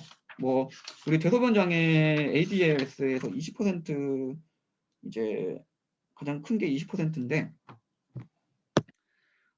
이것도 이제 20%가 되어 있죠. 그래서 이런 경우는 많이 못 봤는데 일단 세 가지가 다 요건에 충족을 해야 된다. 이거 중에 하나만 충족되면 어떻게 될까요? 이거 빠지면은 우리 뚜렷하로 내려가겠죠. 이 한 가지가 빠지면은 그리고 이거가 확인이 안 되고 이제 신경병증이 있는지 없는지를 이제 확인을 하겠죠. 그리고 여기서 뭐 한마디만 수술을 하고 마미신경증후군이 있고 현저한 대소변 장애가 있는 경우에는 뚜렷하로 내려가겠죠. 그리고 뭐 이런 식으로 이제 한 단계씩 내려간다고 생각하시면 될 것 같아요. 여러분들이 하실 때 딱 이거의 조건, 필요 조건이에요. 이게 2 이상 돼야 된다라는 거예요. 2 이상 되지 않으면 뚜렷한 추간판 탈출증에 해당하는 경우가 되는 거예요.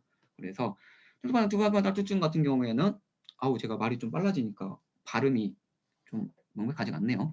그래서 한 마디 이상 수술을 하고 그다음에 신경경증 소견이 있고 불안전 마비가 있는 경우 이런 경우 이 세 가지 이것도 세 가지 다 있는 경우가 해당하고요. 이거에 해당하지 않으면 아래로 내려갑니다. 10%로. 이런 식으로 한 단계씩 내려간다고 생각하시면 될 것 같아요. 그래서 웬만하면은 이 두 가지 형태가 약간의 추탈을 다 포함하는 그런 거죠.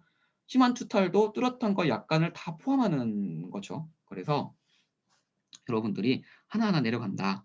그리고 추탈 같은 경우에는 이제 우리 시술에 대한 시술을 안 했을 경우에는 이거 진단으로부터 8개월, 6개월, 8개월이래. 6개월로 이렇게 판단할 수 있다.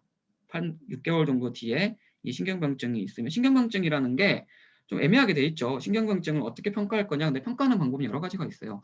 뭐 하지 직거상 검사 해가지고 뭐 양성 소견이 될 수도 있는 거고요. 그다음에 이거에 대해서 보험사가 막 너무 까다롭게 굴지는 않아요. 그냥 신경병증이 있다. 저릿한 증상이 있다. 검사 결과상 저릿한 게 나온다. 이 정도만 있으면 저희는 다 인정해주는 편이에요. 인정해주는 편이고 약간의 투탈 같은 경우에는 10% 받기 힘들죠. 그래서 뭐 그러니까 간여도를 적용을 하고 뭐 이런 한시장이라든지 이런 거를 적용을 하는 거죠.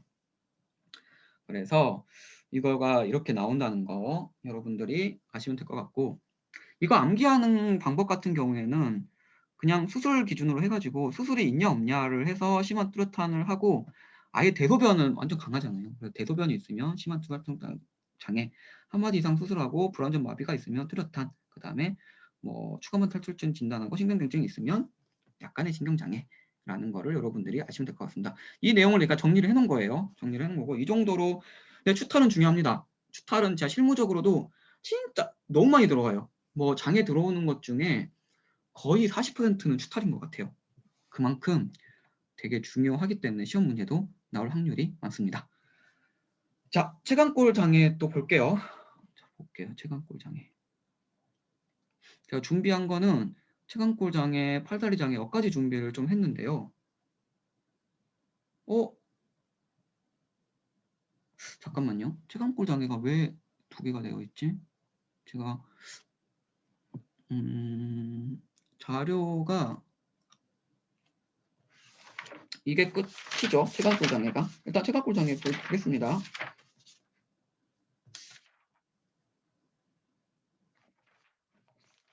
잠깐만요.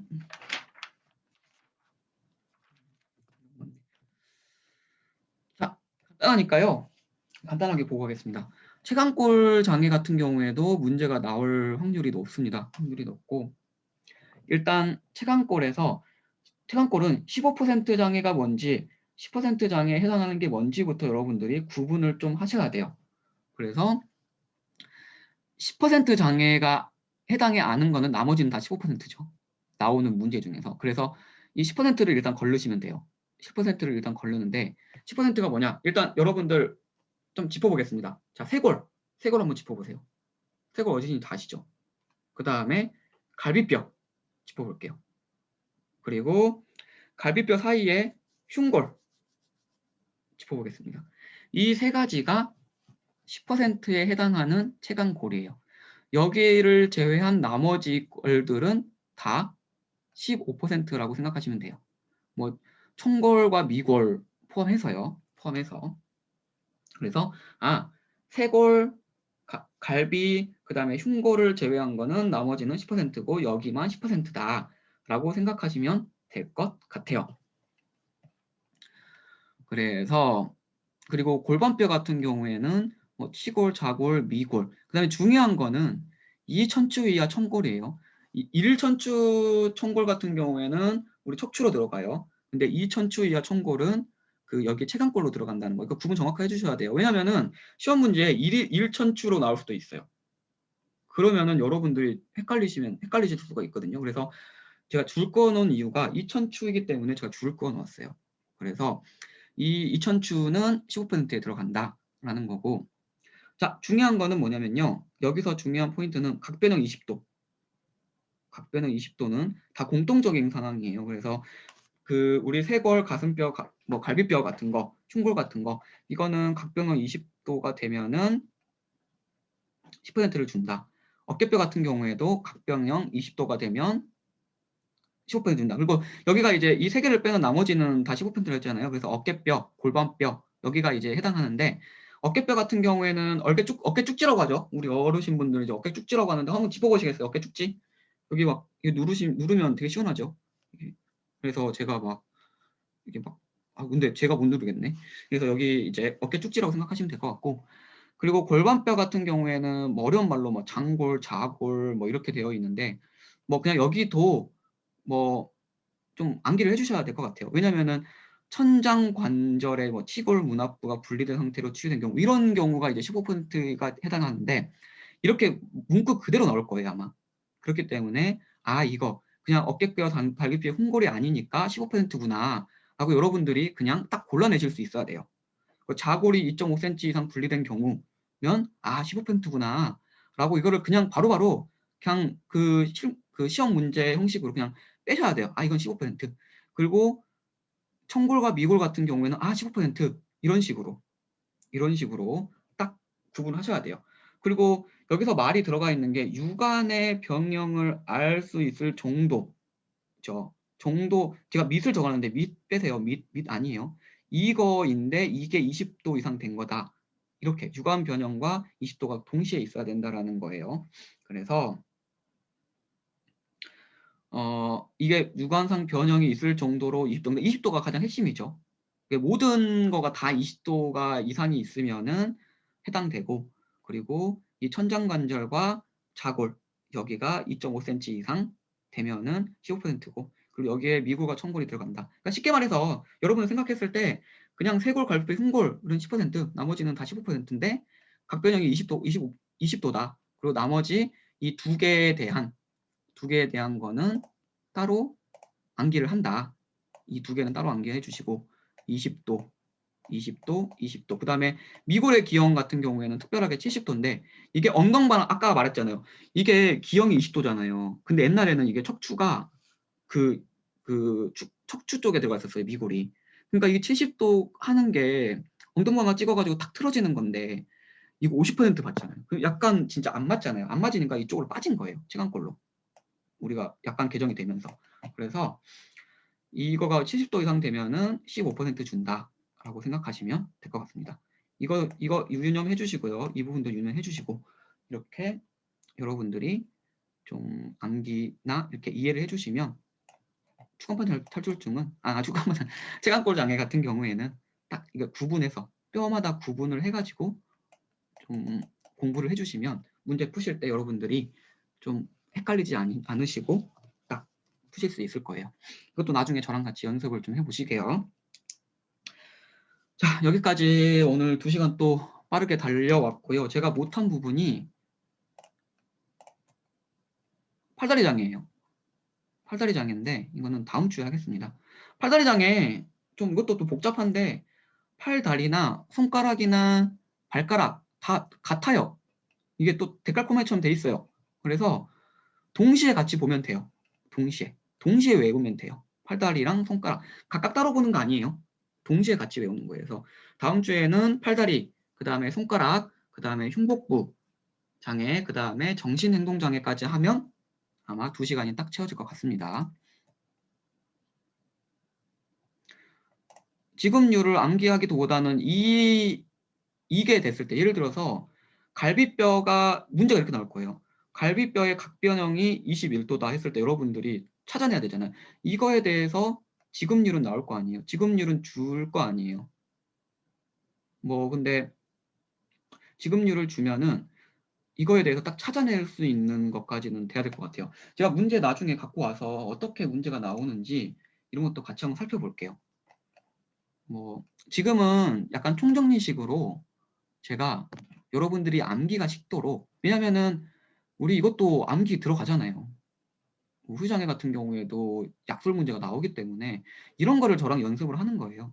뭐 혹자는 와 좀 빨리빨리 좀 했어요. 와 이런 거 왜 해주세요. 뭐 이렇게 피드백 오거든요. 근데 그거는 이제 개인이 공부가 많이 됐기 때문에 좀 이기적인 마음에 제가 그렇게 말씀을 해주시는 것 같고, 왜냐면은 난 이거 다 알고 있는데 이거 빨리 나가고 문제풀이 했으면 좋겠어요 라고 말씀해줘서 그런 것 같은데, 저는 문제풀이는 문제에 대한 연습은 거의 막판에 갔을 때, 암기와 문제풀이는 2달 전부터 해야 된다고 저는 생각을 하거든요. 그렇기 때문에 지금 순서에는 저는 총정리가 필요하다고 저는 생각을 합니다. 그래서 이렇게 총정리를 하고 있는 거고, 여러분들 아시는 분들도 분명히 있을 거예요. 근데 이거를 한번 리마인드 시킨다라고 여러분들이 좀 따라오시면 될 것 같아요.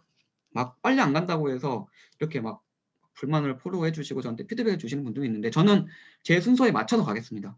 그거에 대한 거는 정확하게 제가 계획한 대로 제가 진행을 할 거고요. 그리고 오늘도 제가 이렇게 좀 준비를 했는데, 좀 피드백 혹시 궁금하신 거, 추가적으로 궁금하신 거 있으시면 몇 개만 받고 제가 마무리하고요. 그리고 좀 피드백 좀 부탁드릴게요. 그리고 점수가 이제 제가 점수를 해요. 이게 점수가 몇 점입니까 하는데, 뭐 간혹가나 이제 뭐 점수는 이제 익명이니까 여러분들이 자유롭게 주시면 돼요. 근데 그 점수에 주는 거에 대해서 이유를 조금 적어 주셨으면 좋겠어요. 예를 들어서 60점인데 내가 60점을 주는 이유. 왜냐면 그 40%가 부족하잖아요. 저는 그 부족한 거를 채우기 위해서 제가 피드백을 받는 거거든요. 근데 점수만 그냥 띡 주시지 마시고 이거에 대해서 60점을 준 이유가 이거다 라고 명시를 해주셨으면 좋겠어요. 뭐 80점 같은 경우에도 뭐 의견을 안 남겨주셔도 좋겠지만 나머지 20%는 이게 좀 부족해서 그렇다, 이런 부분을 좀 채우면 좋겠다, 이런 거를 여러분들이 좀 저한테 피드백을 좀 해주셨으면 좋겠습니다. 그래야지만 제가 이게 잘하고 있구나, 못하고 있구나, 제가 원하는 것들도 이런 거고요. 그리고 명확하게 여러분들이 나 이런 게 도움이 됐어 라고 하면은 그거에 대한 친척도 좀 명확하게 해주세요. 나 이런 거는 진짜 좋았습니다. 그리고 비교를 해서 이런 거가 진짜 좋았다. 왜냐면 그래야지 제가 이런 게 좋구나 안 좋구나 하게 딱 좋아요. 여러분들이 듣고 그냥 생각만 하고 그냥 넘어가 보시면요, 저는 정말 아무것도 안 한 게 돼요. 아무것도 뭐를 진짜 헛고생을 하게 되는 거예요. 이렇게 했음에도 불구하고 피드백이 안 들어오면. 그래서 듣고 계신 분들은 진짜 다 잘 주시는 거 알고 있어요. 제가 진짜 감사드려요. 그런 거에 대해서는 정말 정말 정말 제가 여러분들이 피드백 해주시는 거에 대해서는 정말 감사하게 생각을 하고 있고, 그리고 그런 게 저한테 힘이 되거든요. 그래서 제가 귀찮더라도 뭐 길어봤자 2, 3분이잖아요. 그래서 이런 거에 대한 피드백을 진짜 좀 정확하게 좀 주셨으면. 왜 계속 이렇게 막 불편함을 느끼신 분들도 있을 것 같아요. 피드백에 대해서 너무 강조하니까 불편함 느끼실 수 있을 것 같은데, 또 그렇게 생각하시면 저도 조금 손해요. 왜냐면은 이 정도도 제가 말을 못한다고 하면 아무 말도 못하죠. 이런 거에 대해서 진짜 이것만 해야 되는 거죠. 그래서 이 정도는 충분히 제가 어필을 할 수 있다라고 생각을 하고요. 그래서 혹시 질문 더 있나요? 질문 없으면 오늘은 여기까지 종료하도록 하겠습니다. 여기까지 들어주시느라 정말 고생 많이 하셨고요. 그리고 다음 주에 더 좋은 모습으로 제가 또 준비 잘해서 또 뵙도록 하겠습니다. 다음 주에 뵙겠습니다. 고생하셨습니다. 마칠게요.